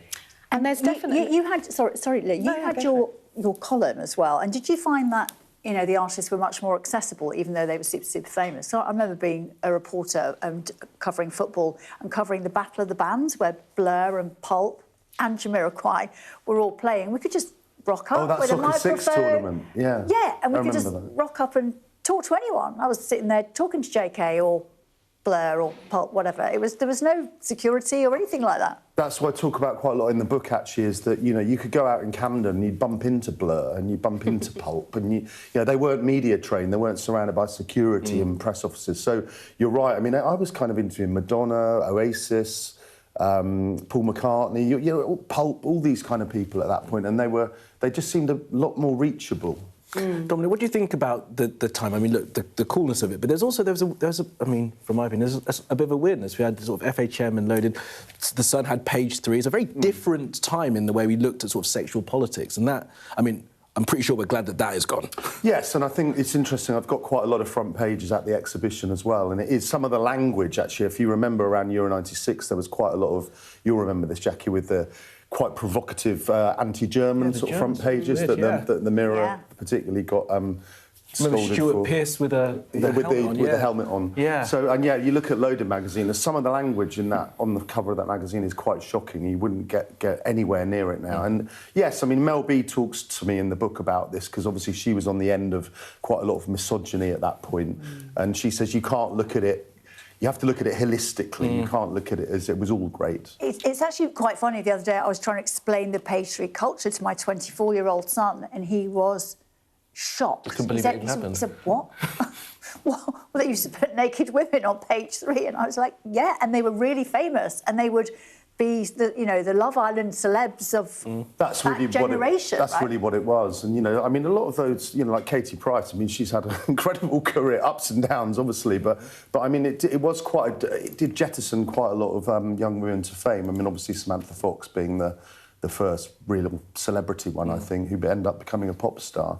But there's been a real resurgence from probably you know, teenagers like your son, actually, with a real nod towards the 90s and people really getting behind a love for an era that they didn't actually even live through.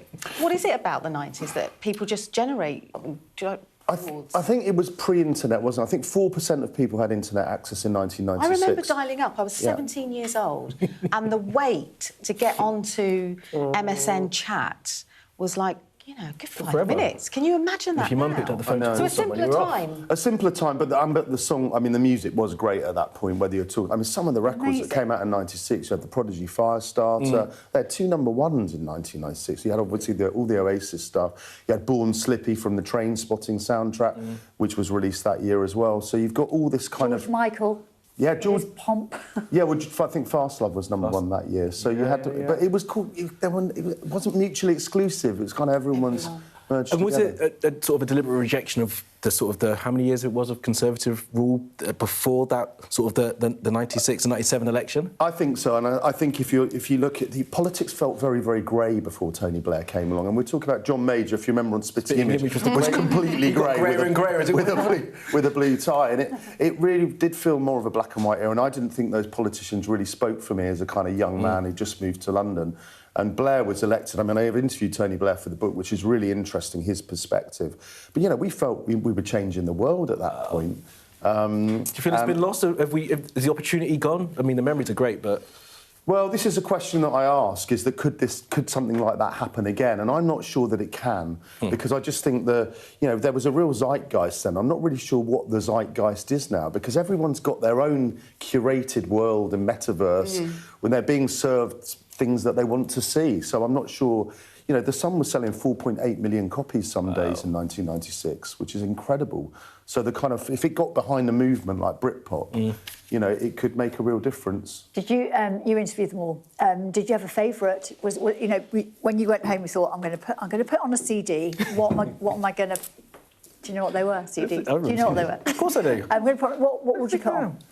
Well, I mean, I went to the Oasis reunion last year, and Oasis really were my kind of band, and I was into them before I really was writing about them as a fan. So last year, I think you really saw, yeah, that 90s nostalgia really come together. But not only with people my age, but I went to the first night in Cardiff, and there were a lot of groups of young lads and ladettes in football shirts and all that Adidas merch. And, you know, I do think that, you know, maybe some of the younger people don't think there's the right music for them now, and they're kind of pining back to maybe what they heard in their parents' or maybe it was just really, really good music, and they kind of know good music from bad music, and they, you know, my youngest son knows all the words to Oasis, and I barely ever play it. I mean, how's that happen? But streaming, I think, does lead people down different routes, doesn't it? Yeah. Thanks, Dominic. Thank you so much for that. But before we let you go, and before we stop talking about the 90s, Jackie Beltrao, I have a little picture to show you in the... What, me in the 90s? You in the 1990s. Talk to us about this picture, wedding Congratulations. Day. Barely remember it. No. No, Eduardo, of course I remember it. It's the best day of my life. Third husband, I'm joking.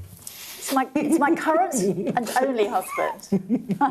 That's Eduardo and I in Dublin, getting married. Magnificent. Jackie, with my Posh Spice haircut. I think maybe David Beckham and Victoria Beckham got married in the same year. Can I just say the dress, though? Classic cut. No, 99. Yeah, they were later. Or now? 99. Yeah. Lovely day. And my daughter's there summer as well. I know. She was 2. The haircut's really... You can really tell from the haircut. It's very 90s, isn't it? We all had that sort of... I sort of hanker back to that, look at it and think, I really did like that haircut. I've still got the same one. Well, you're lucky. All right, Dominic, again, thanks so much, and all the best of luck. Thanks so much for being with us. I was going to say, do you have a football team? I'm an Arsenal season ticket. Dominic. I thought you were. Another one. I'm completely out on from this Bristol, desk. so Bristol City are my team from birth. You're absolutely outnumbered this morning. I am. We're going to talk about Arsenal, actually. We're going to talk about the title race, the way it's panning out. It's actually really exciting. If you're an Arsenal fan, you know, 5-game shootout. We're going to be talking about that FA Cup semi-final weekend as well. If you're a Leeds fan, you must be quite excited.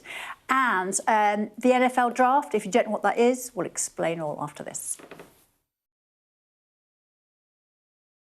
Mr. Trump, James Matthews from Sky News. Hey, James. I'm James Matthews, and I'm Sky's US correspondent, based here in Washington, D.C. Mr. President. What will you say next to Benjamin Netanyahu? In June 2009, did you stay at the apartment in Manhattan of Jeffrey Epstein? I'm not answering any questions about him. I'm Martha Kellner and I'm Sky's US correspondent. I've interviewed some of America's most recognisable politicians. Should the Defence Secretary and the Vice... Wait, what country are you from? The UK. Okay, we don't give a crap about your opinion and your reporting. Mr Walker, you're anti-abortion, but 2 women say that you paid for their abortions. Are you a hypocrite, sir? Connor, what did you say to the president? What did you say? We had a great meeting. He was a great man. I'm David Blevins, one of Sky's US correspondents based in Washington, D.C. David Blevins from Sky News. Fire chiefs say that they're really stretched to the limit and running out of water. What have you got to say to that? I've witnessed the remarkable passion for politics here. Why only in America? Why is this American exceptionalism? I just want to understand why you do not think that guns are the problem. Why is this just an American problem? The anger too, and the division. Where are you from? From Sky News, UK. Yeah. Back up. Mr. Navarro, Well, it's my... I'm allowed to ask questions, aren't I? I'm Mark Stone and I'm Sky's US correspondent based here in Washington, D.C. Vladimir Putin calls you outstanding, Mr Musk. Has your ego and ignorance, sir, cost Ukrainian lives? David Cameron needs to worry about his own country, and frankly, he can kiss my ass. Mr Patel, did you endanger public safety when you said the killer was in custody? Free wherever you get your news. What words do you have for Harry Dunn's family today? Have a nice day. Do you fear a 4th indictment? The best thing about being a Sky News journalist? They call him the king of the jungle. Being a Sky News journalist. Yusra Al-Baghir has this report. And this is what's left of it. As a woman of colour, how did the Harris campaign speak to you? People risk their lives to speak to us for this report. Mr. Zuma, Sky News. We're trying to see as much as we can.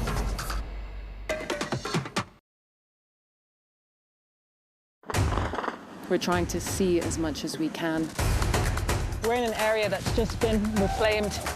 Mr. Zuma, Sky News. People are directly protesting. The whole neighborhood is rallied around her. It's been impenetrable to journalists over the last 2 years of war in Sudan. I've been waiting for this for 2 years. It doesn't feel like a big homecoming. It was never going to be pretty. War isn't pretty. Jackie's still here because you've got the rest of the sport to delve into. Well, we did chat a little bit of Arsenal with Dominic because he's an Arsenal season ticket holder. So a lot's happened since I sat here. Well, not a lot, but kind of the inevitable. Arsenal got hunted down at the top of the table after 209 days, and now Manchester City is sitting top and Arsenal second. But there's nothing to split them, you know. Points is the same, you know, goal difference is the same. I mean, it's just a cigarette paper, honestly, goals scored. So this weekend, they have the opportunity to go back in front because City don't play in the Premier League this weekend. Arsenal have got Newcastle. Newcastle have lost 4 in a row. Arsenal seem to get their mojo back. I don't know what you thought about that, Leah, against Manchester City. They seem to, although they didn't win it, they seem to be going for it more, and the handbrake was off a little bit. From my dad, who's a Man United fan, and he said, I really want Arsenal to win the league because he can't face Man City. Thanks. So, so it could be all changed this weekend. It is FA Cup weekend. Manchester City playing Southampton, which, you know, amazing for Southampton to be in a semi-final. They knocked out Arsenal. Who's to say they won't do it to City? Unlikely, but they might. But I suppose the one people are looking at is Chelsea-Leeds, because Leeds, having been in the bottom 3, have made such a resurgence. 9 points clear of the relegation places. They're probably safe now. Their fans are so delighted with Daniel Farke and the job that he's done to turn things around and turn around the side. In their first FA Cup semi-final since 1987. If it had been the 90s, that would have had some serendipity to our last guest. But 87, even longer. And, you know, who wants that job at Chelsea? Having sat Liam Rosenior 2 days ago, who actually would want that job when you're not really, as the model exists right now, you're not really totally in charge of the players that you buy? There are so many people in layers above you. You are the coach, and you are not the manager. It's really fascinating what's happened next. It's shown to be really dysfunctional. Whatever they're trying is not working. So, yeah, I mean, it does seem like a little bit of a toxic environment, but they do have good players. So, you know, when are we going to see that? Andoni Iraola He's one of the front runners, we think, for this job. He's made himself available at the end of the season when he will leave Bournemouth. So I suppose, you know what, if you throw enough money at somebody, at a job, somebody really good will take it. Big weekend at the other end of the table, obviously, in the relegation battles, and Spurs have got a must-win game tomorrow against Wolves, who are already relegated. Yes. Now, last night, I wanted to talk about this because it happened in the middle of the night. Most people are very unaware of it, the NFL draft, where the NFL teams go to all of the top college players and pick the best ones for their team for next season. And the team that finished last gets the first pick. And it was widely promoted that this guy, Fernando Mendoza, would be the first pick. He was the College Player of the Year. He's a bit of a nerd, actually. He loves LinkedIn. He's always on his LinkedIn profile, apparently. And when he finished the college season, he changed his profile to open to work. Apparently, he's not very cool. He calls himself a nerd. He could have done economics at Yale. He turned it down to get a college scholarship for American football. And he did business studies instead. Loves Tom Brady. Tom Brady's got a stake in Las Vegas Raiders. Oh, who's joined so, you know, the opportunity for mentorship there. Great, he's a quarterback. Yeah, he's a quarterback. But, and his mum's got MS, and he always makes sure that his mum is included in celebrations, which is why he didn't go to the draft in Pittsburgh. He stayed at home in Miami in those pictures that you saw there. But isn't it extraordinary that you can go from being a college student 1 minute, multi-millionaire in the making a few hours later? Sweet gig. Jackie, more from you next hour. Stay with us. Headlines next. Just checking out your link.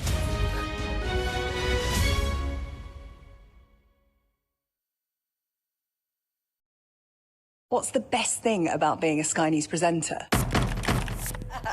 Perfect. Let's bring you some breaking news. Being a Sky News presenter. I began by asking... Thank you so much. ...trusting us to tell her story. The battle for number 10. Sky News has been given exclusive access. Let me give you a sneak peek. It was the day those present would never forget. Why did you decide to open up and tell your story?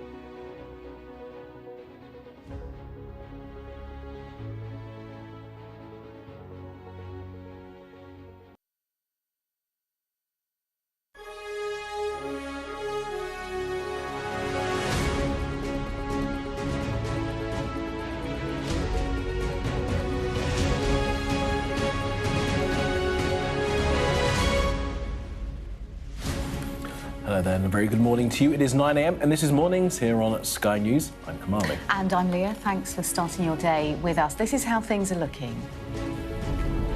Donald Trump confirms Israel and Hezbollah have agreed to extend their ceasefire in Lebanon and says he will not be rushed when it comes to ending his war with Iran. The assisted dying bill runs out of road, but supporters are hopeful it will be back this summer. Former British police officer stripped of his citizenship after he expressed support for President Putin. And we'll be talking to political historian Sir Anthony Selden about whether Keir Starmer's premiership can survive the fallout of the Mandelson vetting scandal. Also ahead, could ecstasy be used to treat soldiers suffering from PTSD? We've got a special report.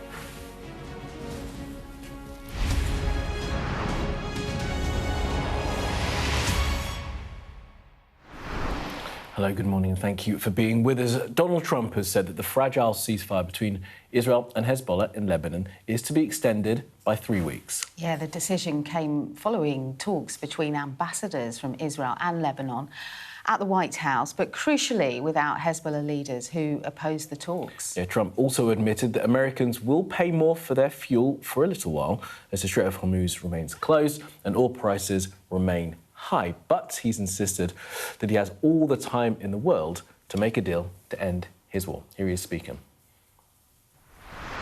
They've agreed to an additional 3 weeks of, no firing, ceasefire, no more firing. Let's see. We hope that happens. It's not going to happen between them, but they do have Hezbollah to think about. And we're going to be working with Lebanon to get things straightened out in that country. I really believe it's something we can do pretty easily. And the peace between Lebanon and Israel, do you think it will happen this year? I think it has a great chance. I mean, they're friends about the same things and they're enemies on the same things, and it has to do with, I guess you could say, a couple of countries, but certainly it's, if you look at Hezbollah, that's where everybody seems to be united against them. So, they are both very united in that way. Yeah, I think there's a very good chance of having peace. Well, let's talk more about this with our Middle East correspondent, Adam Parsons, who is in Jerusalem for us. Adam, that fragile ceasefire has been extended then. How's it being received in the region?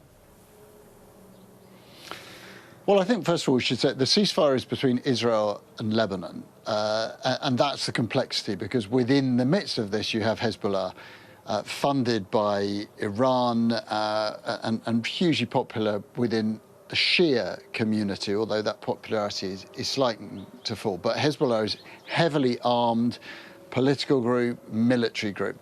Those are the people who are firing rockets into northern Israel. Those are the people that Israel are targeting, including this morning another airstrike by the Israelis against Hezbollah infrastructure. That's what makes this so complicated, is that Israel does not have a conflict with the Lebanese government, but clearly it's firing a lot of weapons into Lebanese territory. That's why this peace deal has been so elusive for so long and is so difficult, because lives are being devastated in southern Lebanon.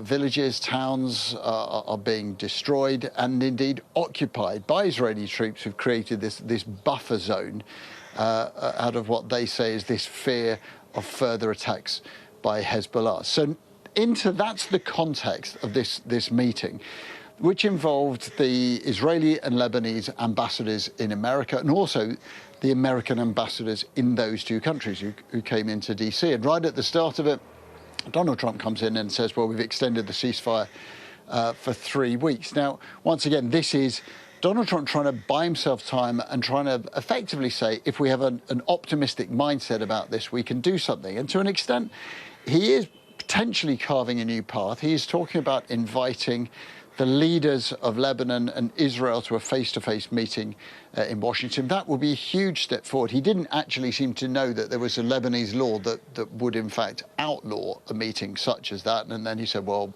we'll get rid of that. It's a Lebanese law rather than American law. But I'm sure they will find a way through that particular legal morass.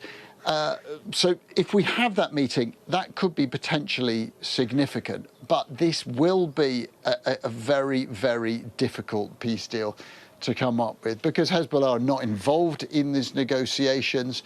And, of course, they're backed by Iran, which takes us to that other section, the big overarching talks between the United States and Iran. We know that America extended that ceasefire too to try and come up with some workable Iranian proposal. Now, importantly, what's come out is that the Israelis, but we know the Israelis have long pushed America to try to cut funding to Hezbollah and the Houthis and Hamas, which comes, money's flowing from Tehran to support these groups.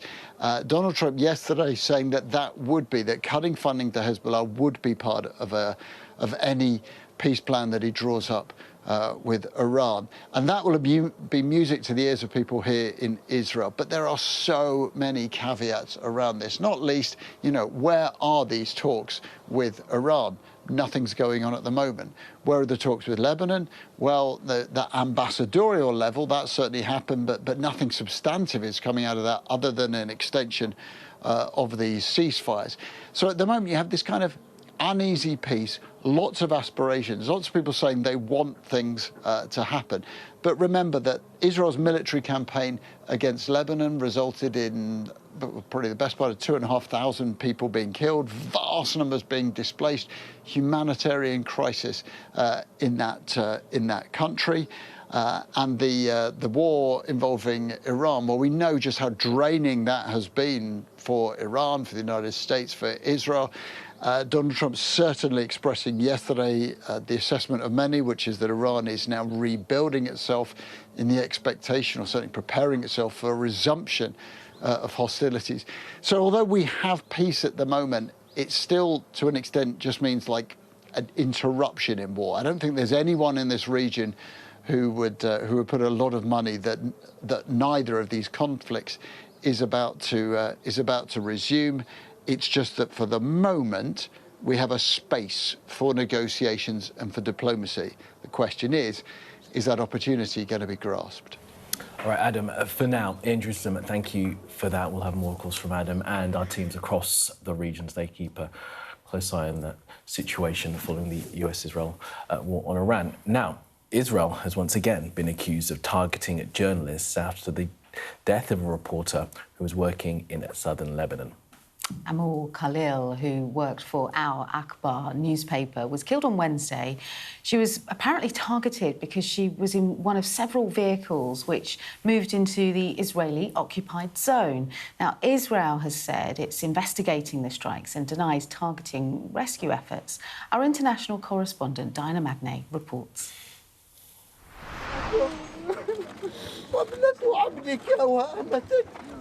This is a bitter moment for many people in Lebanon. For Amal Khalil's family, her friends and colleagues,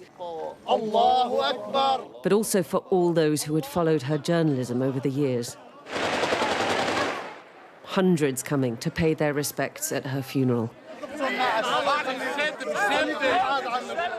to show their pain at her loss, and to honour her commitment to telling the story no matter the price. Her press vest held up high above the coffin, a symbol of her bravery, and a spontaneous moment of applause.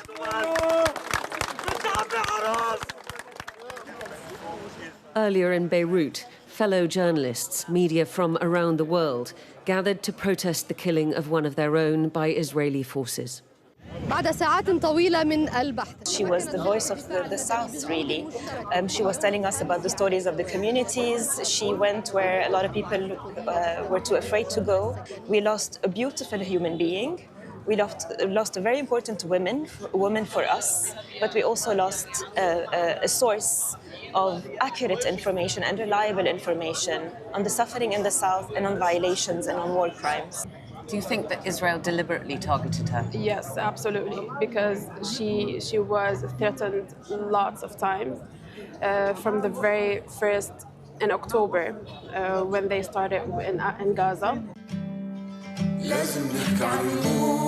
A year ago, Khalil had spoken on a podcast about the threats that she was receiving.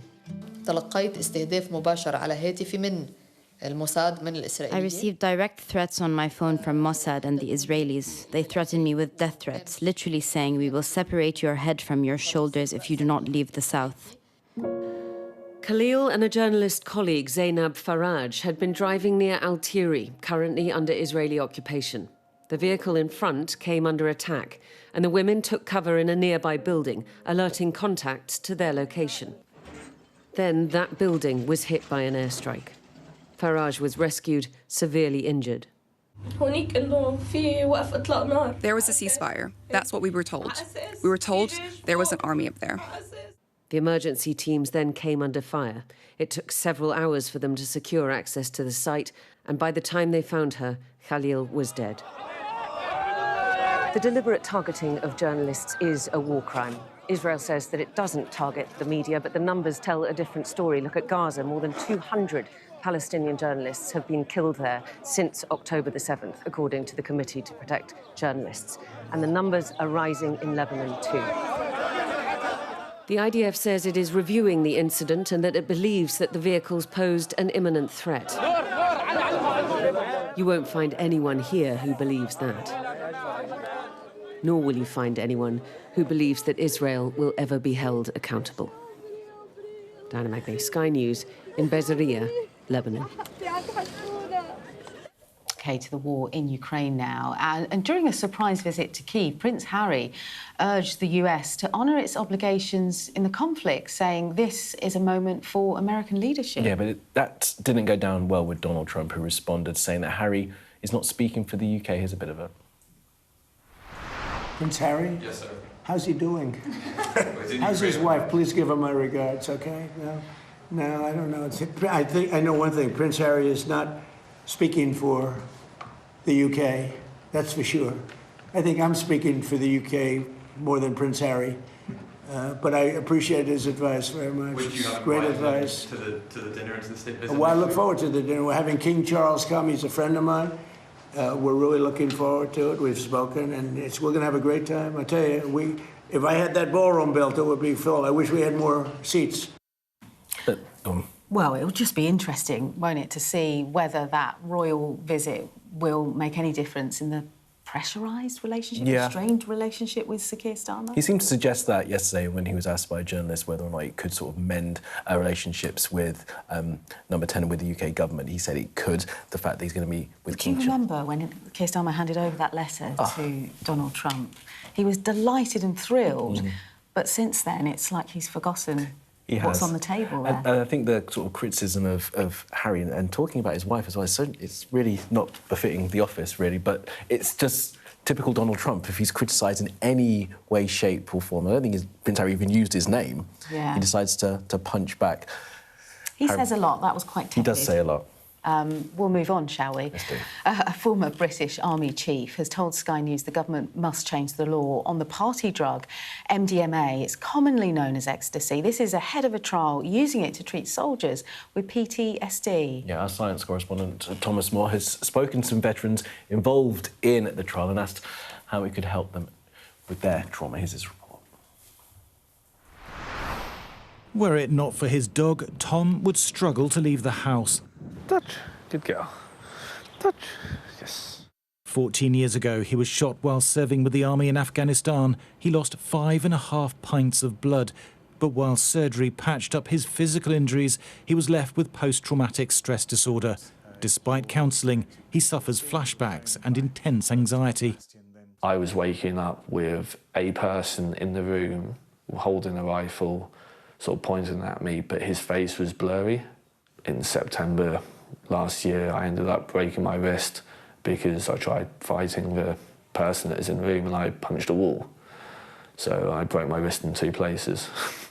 But in Cambridge, there is hope. Get comfortable, we'll do a breathing exercise, and then we will bring in the MDMA. MDMA, or ecstasy, is an illegal psychedelic drug. But in the clinical trial funded by the charity supporting wounded veterans, doctors will combine a dose of medical-grade MDMA with specialist counselling. Early research has shown it has a powerful effect on the brain, reducing fear and increasing compassion and trust. They will feel safer to be able to revisit the traumatic memories, and that will allow them to be able to reprocess them and to try to gain a different narrative of what happened. Clinical trials have shown that around 70% of the people who receive treatment will improve and not meet criteria for PTSD anymore. Psychedelic drugs are increasingly being tested in a range of mental health conditions when conventional medicines fail. But it's not easy to get a licence from the Home Office. And this former chief of the Defence Staff has told Sky News the controls should be relaxed so trials can be carried out without the red tape and high cost that doctors face now. We hope very much that if we can persuade them to declassify this drug for medicinal purposes, then maybe it'll become a little cheaper. When you see some of these people who are suffering with complex PTSD, your heart goes out to them because they deserve this treatment. And there is a very important moral argument as a nation that we should be pushing forwards to look after them. The Home Office said the government is considering changes to regulations to make research easier on psychedelic drugs, but it won't reclassify them to allow therapeutic use until the medicines watchdog is satisfied they are safe, effective and ready for rollout. Can I have some, please? I'll take some. I'll take whatever it takes. But in the US, President Trump told regulators this month to speed up reviews of psychedelic treatments for PTSD. What is it? Tom is frustrated by the slow pace of research in the UK. America, they're giving funding and supporting it, and they're having really good results. So we shouldn't be so far behind other countries that are doing this. Like our veterans, our emergency services, whoever still needs the same treatment. If it's working elsewhere, it should work here. Tom hopes to be part of the MDMA research, but for now, his life is on hold. Thomas joins us now to talk about this. I'm really struck by Tom in your report there and everything that he was saying about being part of the trial, but it's really quite striking what he's had to deal with. Yeah, and it's astonishing that 1 in 10 people who served in Iraq and Afghanistan have come back with PTSD. It is a really big problem. And at the moment, these people really aren't being helped very much at all by the talking therapies that are available. But there's really interesting research that suggests that MDMA could help repair some of the circuits in the brain and in conjunction with talking therapy, help them process what they've been through, and then to think so much more positively about their future. I suppose the implications as well of this could be really far-reaching because it basically could completely upend what we think about the use of antidepressants and the antidepressants they're given to, I mean, millions and millions of people. For sure. I mean, and to think when, you know, only about half of people taking antidepressants actually benefit, they live with side effects. When they stop taking them, about 80% of them are going to relapse. Modern medicine really doesn't deal with some mental health conditions very well at all. And that's why so many doctors are saying, well, maybe we do need to look at psychedelics. Maybe they have been wrapped up in this war on drugs for too long, and we're sort of preventing people accessing the kind of help that they could provide. But there is such a stigma, isn't there, around, you know, when you say the word, the use of ecstasy. Yeah. Look, I mean, since the 1960s, when there was research into psychedelics at that point, but because some people viewed it as, you know, that it was part of the moral decline and part of the social unrest at the time, they were banned. You know, Nixon's war on drugs became very difficult for scientists to do this kind of research then, but there has been a big shift in the tide now. A lot of scientists say we really do need to look at these really interesting properties of these drugs in being able to relay some of those neural connections with the brain and do what modern medicine really isn't doing at the moment for mental health. Yeah, Thomas, thank you. Really fascinating story. It's on the Sky News website. Do take a look. And, of course, if you've been affected by the themes in Thomas's report, support is available and the contacts are on the screen right now.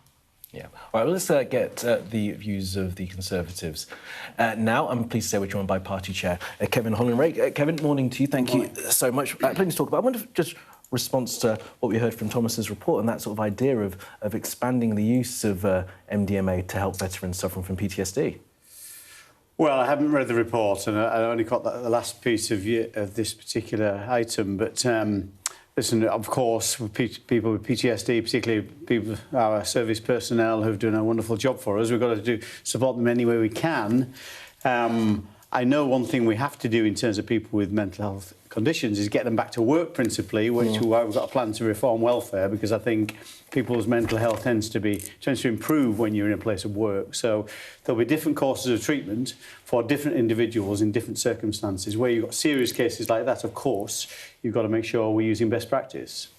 Thank you for that, Kevin. Look, the Prime Minister remains in peril, in some difficulty. You've called for him to resign. Now, he says he didn't mislead the House. He's satisfied with the response that you've heard from the Prime Minister. Well, he's definitely misled the House. There's no question not definitely. about it. Why do you say definitely? Because he's changed his tune so many times. He said quite clearly to the House and to the press conference on the 4th of February that Peter Mandelson had cleared the security checks. That's not the case, was it? He failed them.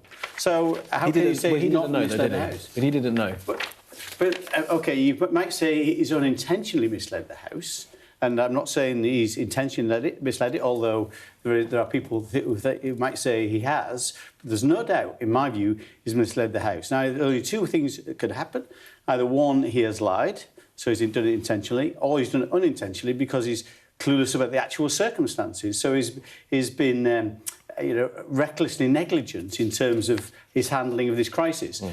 I think we need to take a step back from all this in terms of the reason he's in this situation on Mandelson is because of his poor judgment in the first place of appointing him. This is a person who's resigned in disgrace twice from government or been sacked, and Keir Starmer wanted his man, or Morgan McSweeney, his chief of staff, did. So this is another crisis, a self-inflicted crisis by the Prime Minister, and we've seen U-turn after U-turn, I think 15 or 16 U-turns because of his poor judgment. That's the reason we think he should resign, because he's not the right person to lead the country. Now, there are some events next week which will give us maybe a bit more knowledge. We're going to hear from the former Permanent Private Secretary at the Foreign Office, Philip Barton, and we're going to hear from Morgan McSweeney as well. What's the Conservative position on that? You're going to wait and see what you've heard before your next move? Obviously, Parliament will be rising pretty soon. Well, we led the way on this all the way through. I think it was in September last year that Kemi Badenoch came to the House in Prime Minister's questions and interrogated the Prime Minister, which led to Peter Mandelson being sacked. So since which we have forced the government to reveal the information around Peter Mandelson about his appointment and what happened around it. They still haven't complied with the parliamentary motion, the humble address around doing that, and we're keen to make sure all that information comes to light.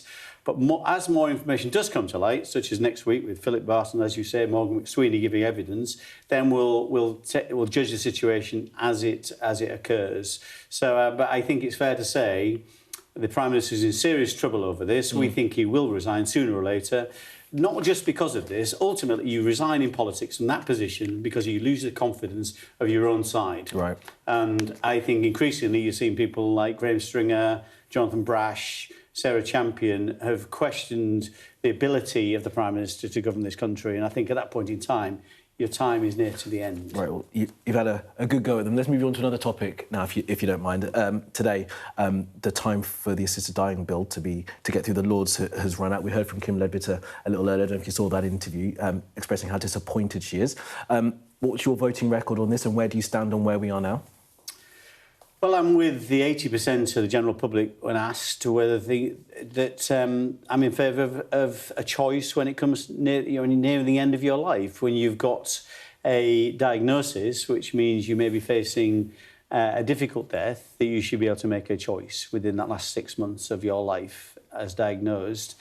So this was passed in the House of Commons. 80% of the public say they want this. Yep. They elect people in their local constituencies like me to then go to Parliament and carry out the will of the public. Now, this went through the House of Commons by about 23 votes, I think it was. It did lessen in the final vote, didn't it? It did lessen, and of course it's important we listen to the facts, listen to the debate, and there's lots of debate on this as it went through. But I think for the House of Lords, it's not an elected House, to frustrate the wish of the majority of people for this to go through, I think is wrong. So I think it seems pretty clear that it won't pass today, which means it's finished for this term, this session, as we call it. There'll be a new session starting after I think the 14th of May, when the King makes his speech. And so from that point onwards, this bill could return to Parliament, and it could proceed much more rapidly. And I'd like to see that. You'd like to see that happen, and frustration then with the House of Lords, because obviously this will lead to all those kind of discussions about reform of the Lords and making sure that the revising body, which has its purpose, isn't able to stymie the will, as you say, of the elected House. Well, listen, there is some very compelling, constructive debate in the House of Lords, and some decent people there trying to make sure we don't pass a law that's not fit for purpose. But there are also some people that are determined to stop it at all costs, and I think that's wrong. I think when a House of Commons decides to do something, as you say, the House of Lords is a revising chamber, it's not there to prevent legislation going through. So I think it'll come back to the Commons, and if the Commons passes it again, as I think it will, the members of Parliament, then it's quite clear to the Lords that no, whatever you've said now, this law should go through. OK. Kevin Holloway, Chair of the Conservative Party. Good to speak with you as always, Kevin. Thanks very much for being with us. Good morning to you. Well, still to come on Mornings on Sky News. The assisted dying bill looks set to fall away today. Campaigners are urging not to give up hope. We'll be discussing that and more.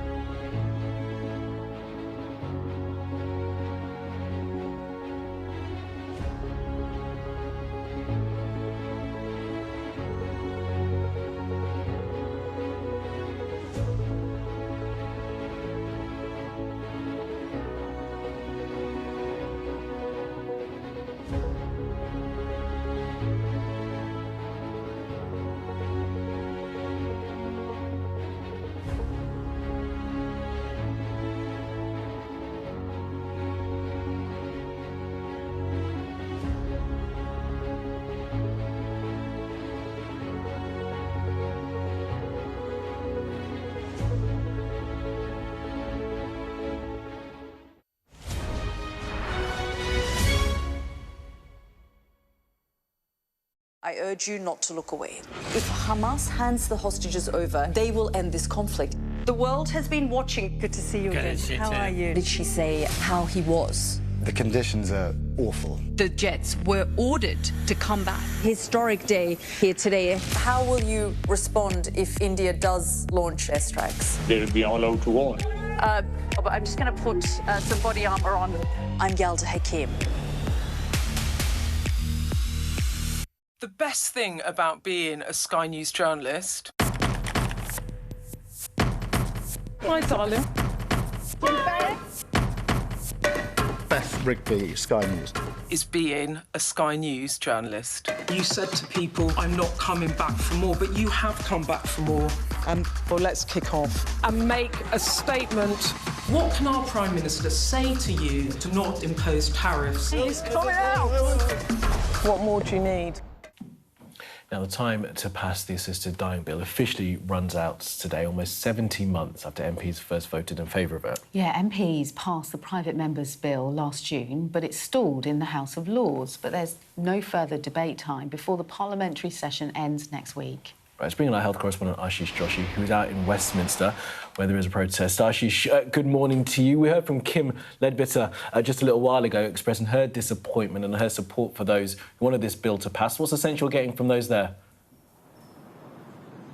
Exactly the same, Kamali. The campaigners who stood outside Parliament last June thought that they had a momentous victory, something that they'd fought long and hard for decades, and that was to see assisted dying become law. But standing here now, we know that it's not going to happen, at least in this term of Parliament, and it needs to be brought back afterwards to see whether they can find an MP to sponsor the bill and go through the process again, and this time get it through the Commons and get it through the Lords and make it actual law in this country. Standing with me at the time last year was this lady here, Katie Fenner. We spoke. Katie, you were so happy to see assisted dying become, or what you thought at the time, become law.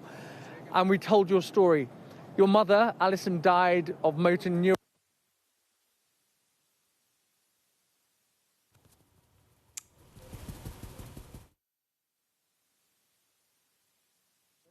Tell us what happened and how difficult that story was for you to tell, because essentially you broke the law by knowing your mum was travelling to a clinic in Switzerland.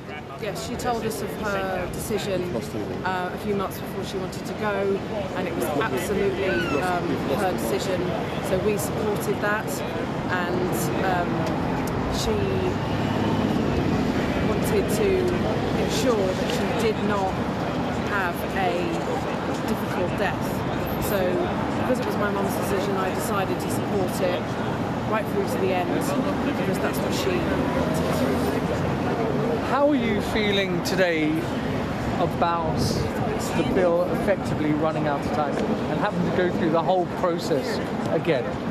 Absolutely heartbroken and so frustrated, because this should have got to a vote. It should have got to a democratic vote. The way that this has been talked out of time is just completely unacceptable. Had it gone to a vote, whether that would have been in the Lords or whether that had gone back to the Commons, that would have been easiest to take, because that is democratic, especially if it had gone back to the House of Commons, because they are elected people. So the way that this has happened is what has made it so painful. I can see how distressing this is for you. Just very briefly, I think we're having some problems with our microphones this morning.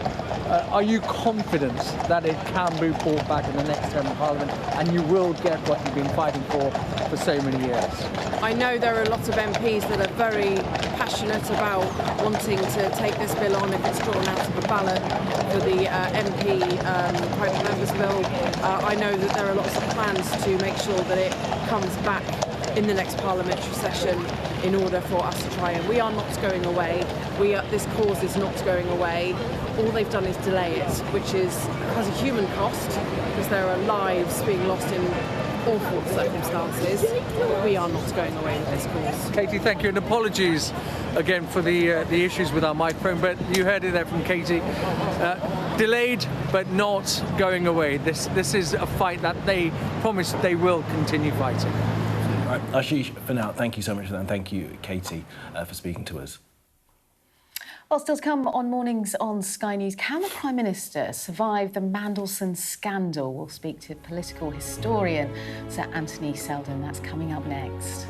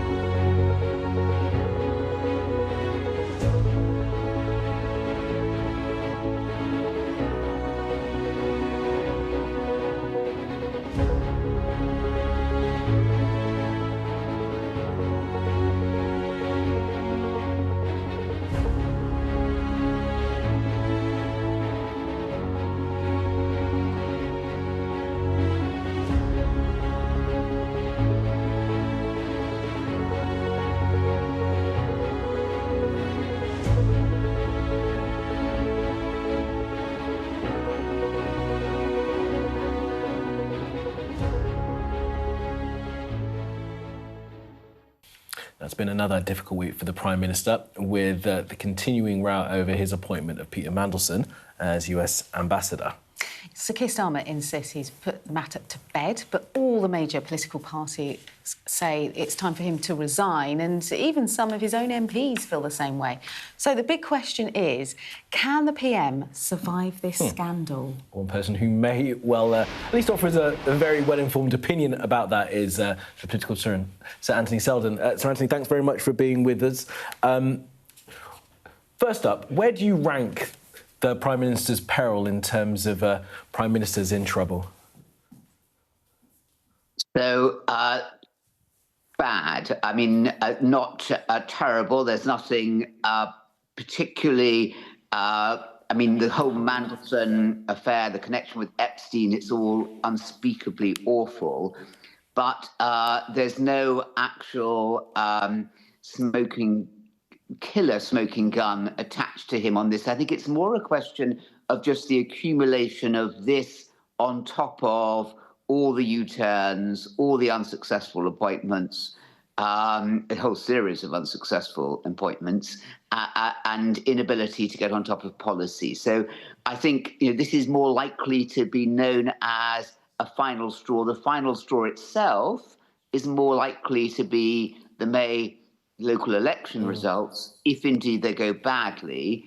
But it's very hard to get rid of a Prime Minister unless the MPs and the ministers are fairly united around who will do the job better. And it's not a good position for the country. If the reason why the Prime Minister remains in office is that no one can agree on who should succeed them, you want them to be there because they're actually doing a really good job for the country, rather than there's no one better. So that's the territory that we're in at the moment. And so this is like another swing of the axe on the tree, the whole Mandelson affair this week. The May elections, if bad, will be another, and that could be, and more likely to be, probably a fatal blow, but it could be something after that. And Sir Anthony, as Kamali said rightly at the start of this conversation, you have been watching British Prime Ministers for decades. And we know, don't we, that Blair brought Mandelson back, Brown brought Mandelson back, Starmer too. What do you think this says around Labour and decisions that have been made throughout history? So, well, I mean, Blair and Brown brought him back because he is very good at his job. And at that time, there were question marks about him, but there wasn't a Jeffrey Epstein, very large, massive, moon-sized question hanging over his head. So, I mean, there's a lot of fresh material. I think it was clearly very poor judgment. You don't want to take a risk like that with such a high priority appointment as ambassador to the US. And I think he lacks a kind of instinct or a common sense that would tell him that Peter Mandelson, whatever the skills at best that he possesses, and maybe his ability to get inside the mind of Donald Trump, whatever on the positive side, the negatives would have made it far too risky. And look what's happened as a result. And it was not because people were not advising him against it. He was getting a lot of caution about not making this appointment. So, Anthony, you mentioned Donald Trump there, so let's just move you on to another topic at the end of our conversation, if you don't mind. King is on his way to the States. What's your sense of what could well happen at the 250th anniversary next week? We've got to be careful that Donald Trump is on best behaviour and doesn't embarrass the monarch. Well, it's interesting, isn't it? I mean, this is quite possibly will be remembered as one of those moments like the Queen when she went to Dublin, and that was one of the defining images of her reign. And this will certainly be probably the biggest visit of King Charles's reign at such a volatile time in US-UK relations and at this moment of the 250th anniversary. I mean, you don't get 250th anniversaries coming around every year, do you? And so it's going to be tricky for him. I completely think he should be going. Absolutely the right thing to do. And if he can indeed get Donald Trump into a more steady, considered, thoughtful position, thinking of Europe and his allies and the relationship with Britain, then that will absolutely show the continuing value. I know a lot of listeners, viewers will not agree with this, but I think the monarchy really has a role to play. And I think this is next week going to be a supreme moment that shows the continuing importance of the monarchy in the British system of government. And just to wrap, Sir Anthony, the history books, what will they write about Sir Keir Starmer's premiership, do you think? I think he's blown it. I mean, Harold Wilson, some will remember 1964, he came in after 13 years of Conservative rule. Great opportunity. Tony Blair, after 18 years of Conservative rule. Those were great moments. Harold Wilson and Tony Blair went on to achieve extraordinary things. They were both historic prime ministers. And Keir Starmer had the same opportunity. And, you know, if he'd listened to the right people, appointed the right people, and had a plan for government and for the economy and how to drive up growth, which we all desperately need, then he could have been up there with Harold Wilson and Tony Blair as one of the best Labour prime ministers. I'm afraid to say, I think history will say he's not one of the best, but he'll be one of the worst. Sir Anthony Seldom, I knew you'd have a good opinion on it. Thank you very much. And we do appreciate your time, Sir Anthony. Thanks. All the best to you. Thank you. All the best views on Sky News, yeah. Punchy and bold. We're going to move on to plastic now, because plastic is getting into the ocean in a big way, both for the species that live in it and ultimately us humans who consume fish exposed to toxins. Yeah, now one group of female sailors are determined to do something about it. They're going to be travelling the globe to help produce the first ever study that maps plastic pollution from sea to source. Yeah, it's a huge project that all kicks off in New Zealand, and we can speak now to the woman behind these new missions, Emily Penn, an ocean advocate for the Founder Expedition. Emily, wow. Good morning to you. What's ahead for you then? So we're launching this global expedition starting in New Zealand. Over the next year, we'll be sailing around the South Pacific to the Arctic, Antarctica, the Caribbean, the North Pacific, to really find out where is this plastic in our ocean coming from so that we can stop it. And we know about the sort of the great, was it Pacific garbage patch they call it? So are you gonna go around? Are you gonna check it out and see what's? We will. I've actually got a piece of it right here with me. So this we got from the North Pacific a few years ago, and it really shows, you know, that the plastic in the ocean, it turns into these microplastic. Yep. It breaks down, and so our job is to try and work out where are these anonymous fragments coming from. We use a spectrometer, Perkinel spectrometer, that tells us the chemistry of that plastic, and that gives us a better idea of what it was on land, maybe which brand, and then gives us an actual way of solving it. And the murk of the water there is caused by the plastic leaching into the water. Is that what the sea's like, where this thing is around? There is definitely some leaching that we know from chemicals that are used in the production of plastic, and we know that this is getting into the marine life. It's in our bodies. Yeah. Tell me about the crew. They are from all over the world, and most importantly, different disciplines. So I think the more we learn about this plastic issue, we realise that there's no one-size-fits-all solution. Different places have different solutions, which is why we need to go and get local data, but also different industries. And so we have women who are scientists, engineers, but they're also designers, storytellers, industry leaders, policymakers, because we need everyone to be part. An all-female crew? They are all-female, yes. What was the decision behind that? It's awesome. Yes, so it was partly originally understanding the fact that we get chemicals in our bodies that can particularly impact us during pregnancy, and we can pass them on to our children. And so in 2014, we set up this all-women crew. But to be honest, it has just grown from there into this incredible tribe of women who are passionate about this issue. And, you know, we've carried on, and they're now back at home working in their own areas of influence from these past expeditions. And so, you know, we're now continuing. The application's open today for women from all over the world to actually join these voyages. Yeah, try and send me off just yet, mister. And so people can apply to come on board, and we are looking for everyone, all nationalities, but all different disciplines. You don't need to be a sailor, you don't need to have been to sea before. Most of the crew actually haven't. And it's about getting out there and realising that we all have a role to play. Whoever we are, whatever our skill set, we can all be part of the solution. I'll be putting Leah's application in for her. Do you fancy it? Look at us. I need to be here to present the results of that, because the problem of plastic in our ocean, even before you set off, you know is such a huge problem. Yeah. How much plastic do we think there is in our oceans?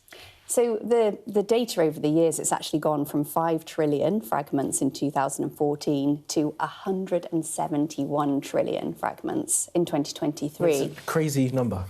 Exactly. It's hard to comprehend, isn't it? And, you know, they're these microscopic pieces that you can't clean up. They've sunk to the depths of the ocean. But what we do know is that the production of plastic is increasing. And while that production is increasing, inevitably we're going to still get pollution in the ocean. So the key is to stop that flow, to stop it at the source. Stop the production and stop the use. I mean, there's often the charge put that, you know, from the developed world, it's quite easy to say don't use plastics, but in parts of the world, plastic is everywhere. People are using it, and they don't have an alternative substance to use for whatever means they're using the plastic for. Yeah, it is an absolute challenge, and a lot of countries in the world might think, oh, we've actually got, you know, bigger problems to deal with than worrying about plastic. But at the end of the day, you know, it is polluting our oceans, it's polluting our bodies, it's potentially leading to diseases, and, you know, we're finding it now in all parts of our bodies, and it is something that we are going to have to worry about in the future. Well, we need to start fixing it right now. It's a big challenge, but I think the thing is there are lots of solutions, and a lot of them are quite simple, but it does take political will, it takes businesses to be on board, and it takes all of us as individuals to take action as well. Emily, thanks so much. Great to talk to you. Good luck too. All the best.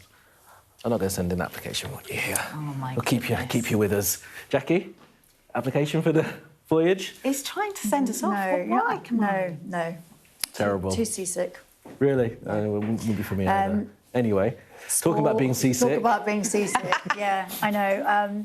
We're talking Arsenal, we're talking the Premier League, we're talking the relegation battle, we're talking Manchester City in the FA Cup semi-finals after the break. And what a weekend it's going to be for Leeds, you know, into the semi-finals for the first time since 1987 against Chelsea. It's going to be an extraordinary weekend for them. So all to come after this.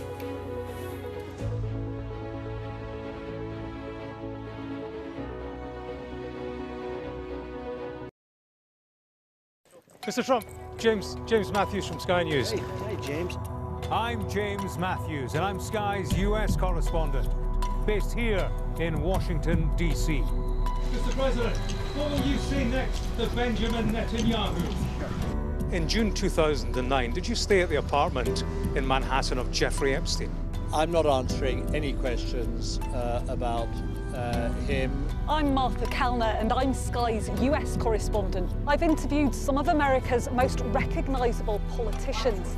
Should the Defence Secretary and the Vice... Wait, what country are you from? The UK. Okay, we don't give a crap about your opinion and your reporting. Mr. Walker, you're anti-abortion, but 2 women say that you paid for their abortions.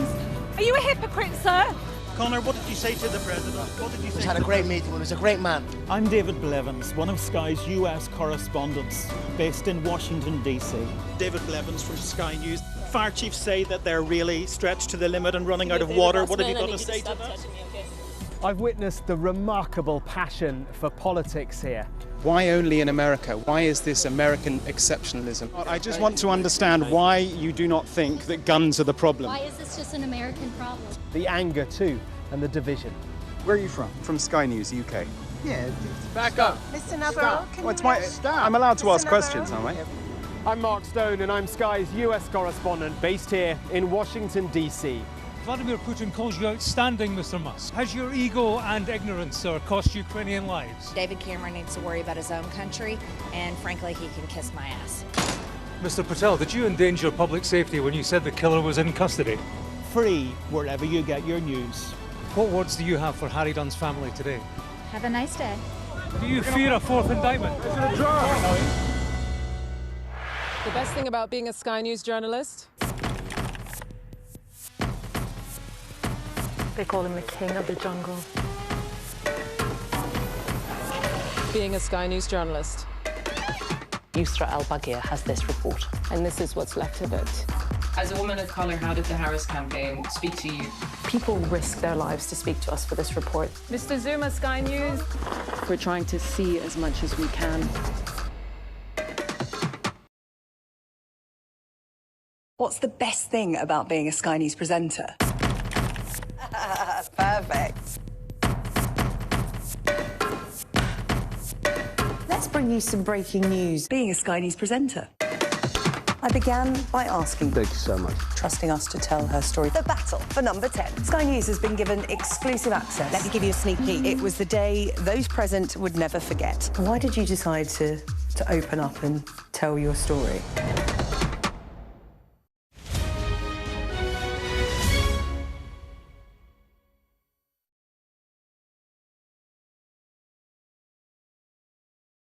OK, Jack is here to set the record straight. Go on. Ahead of that clash this weekend, you know, who's going to win the title? Who's going to do it? Well, if I knew that, Leah, would you be here? Probably not. I just think, you know, since the last time I was sitting here, a lot of things have changed, certainly at the top of the Premier League, because Arsenal was sat there for over 200 days, and now they're not. Manchester City have done what everyone expected that they would do, and that is to hunt them down. But that said, nothing separates them. Not goal difference, not points. The only thing that separates them is goals scored. And if they finish the same, exactly the same, on every kind of, you know, column at the end of the season, City will win the title because they've got a better head-to-head. Did they peak? Did they peak at the right time, City? I'm wondering. No, I think City have just clicked at the right time. They've got new personnel, and it's suddenly they found the right formula. That said, Arsenal were loads better against City, even though they lost that match. They seem to have got their mojo back a bit. And I think, you know, going forward with that, they could be all right till the end of the season. But 5 games to go, it's the shootout. And it makes it, for the neutral, a very exciting end to the season. They could go back on top this weekend because City don't play, because they're in the semi-final and Arsenal are not. City have got Southampton, knocked Arsenal out, which, you know, great day for Southampton, semi-finals of the FA Cup trip to Wembley. We were hearing yesterday that City in the box seat to sign Elliot Anderson in the summer. Shame if he goes. Amazing, been an amazing player for Forest, and you know, hopefully for England this summer as well. And it seems like City that we have the info that City are favourites to sign him. The other match, of course, in the FA Cup semi-finals weekend is Chelsea against Leeds. Now, Leeds have not been in an FA Cup semi-final since 1987, which is such a long time. This used to be known as the dirtiest fixture. Chelsea against Leeds. It's one you don't really think of fixtures as being particularly dirty now, do you? There was some dirty, but this was a very dirty yeah. fixture. You know, and Chelsea in turmoil, you would not bet against Leeds really winning this one. And I suppose the question everyone is asking on any sports show is, who's going to take that job at Chelsea? Oh, yeah. Poison chalice. Who is going to want it? Antonio Iraola is one of the names in the frame because he will be free and he does understand the Premier League. But, you know, people who go into that job worth their salt will want to be their own man, and it's not really understood that that's going to be possible in the business model that Chelsea have got. Briefly last night, the darts, Luke Littler won. He's now only 3 points behind at the top of the table, behind Johnny Clayton. We haven't got time to show that picture, but I did want to show the NFL draft picture because it's just really nice, like human interest. Fernando Mendoza was the best college player in the States this year, and he was tipped to be the first pick of the NFL draft when they picked the players to join the professional teams. This was him with his family in Miami, getting all emotional with his brothers, his mum, who's got MS, who's very much part of all of their celebrations. He's a massive Tom Brady fan. Tom Brady's got a share in this franchise. So he's gone from being a sort of LinkedIn nerd, writing on his LinkedIn after finishing college, open to Trying work, to find a job anywhere. to being a multimillionaire overnight. Well done, Mr. Pretty Mendoza. much guaranteed. Extraordinary. Thank you for that. We'll all be back with you tomorrow morning at the same time. Stay with us here on Sky News.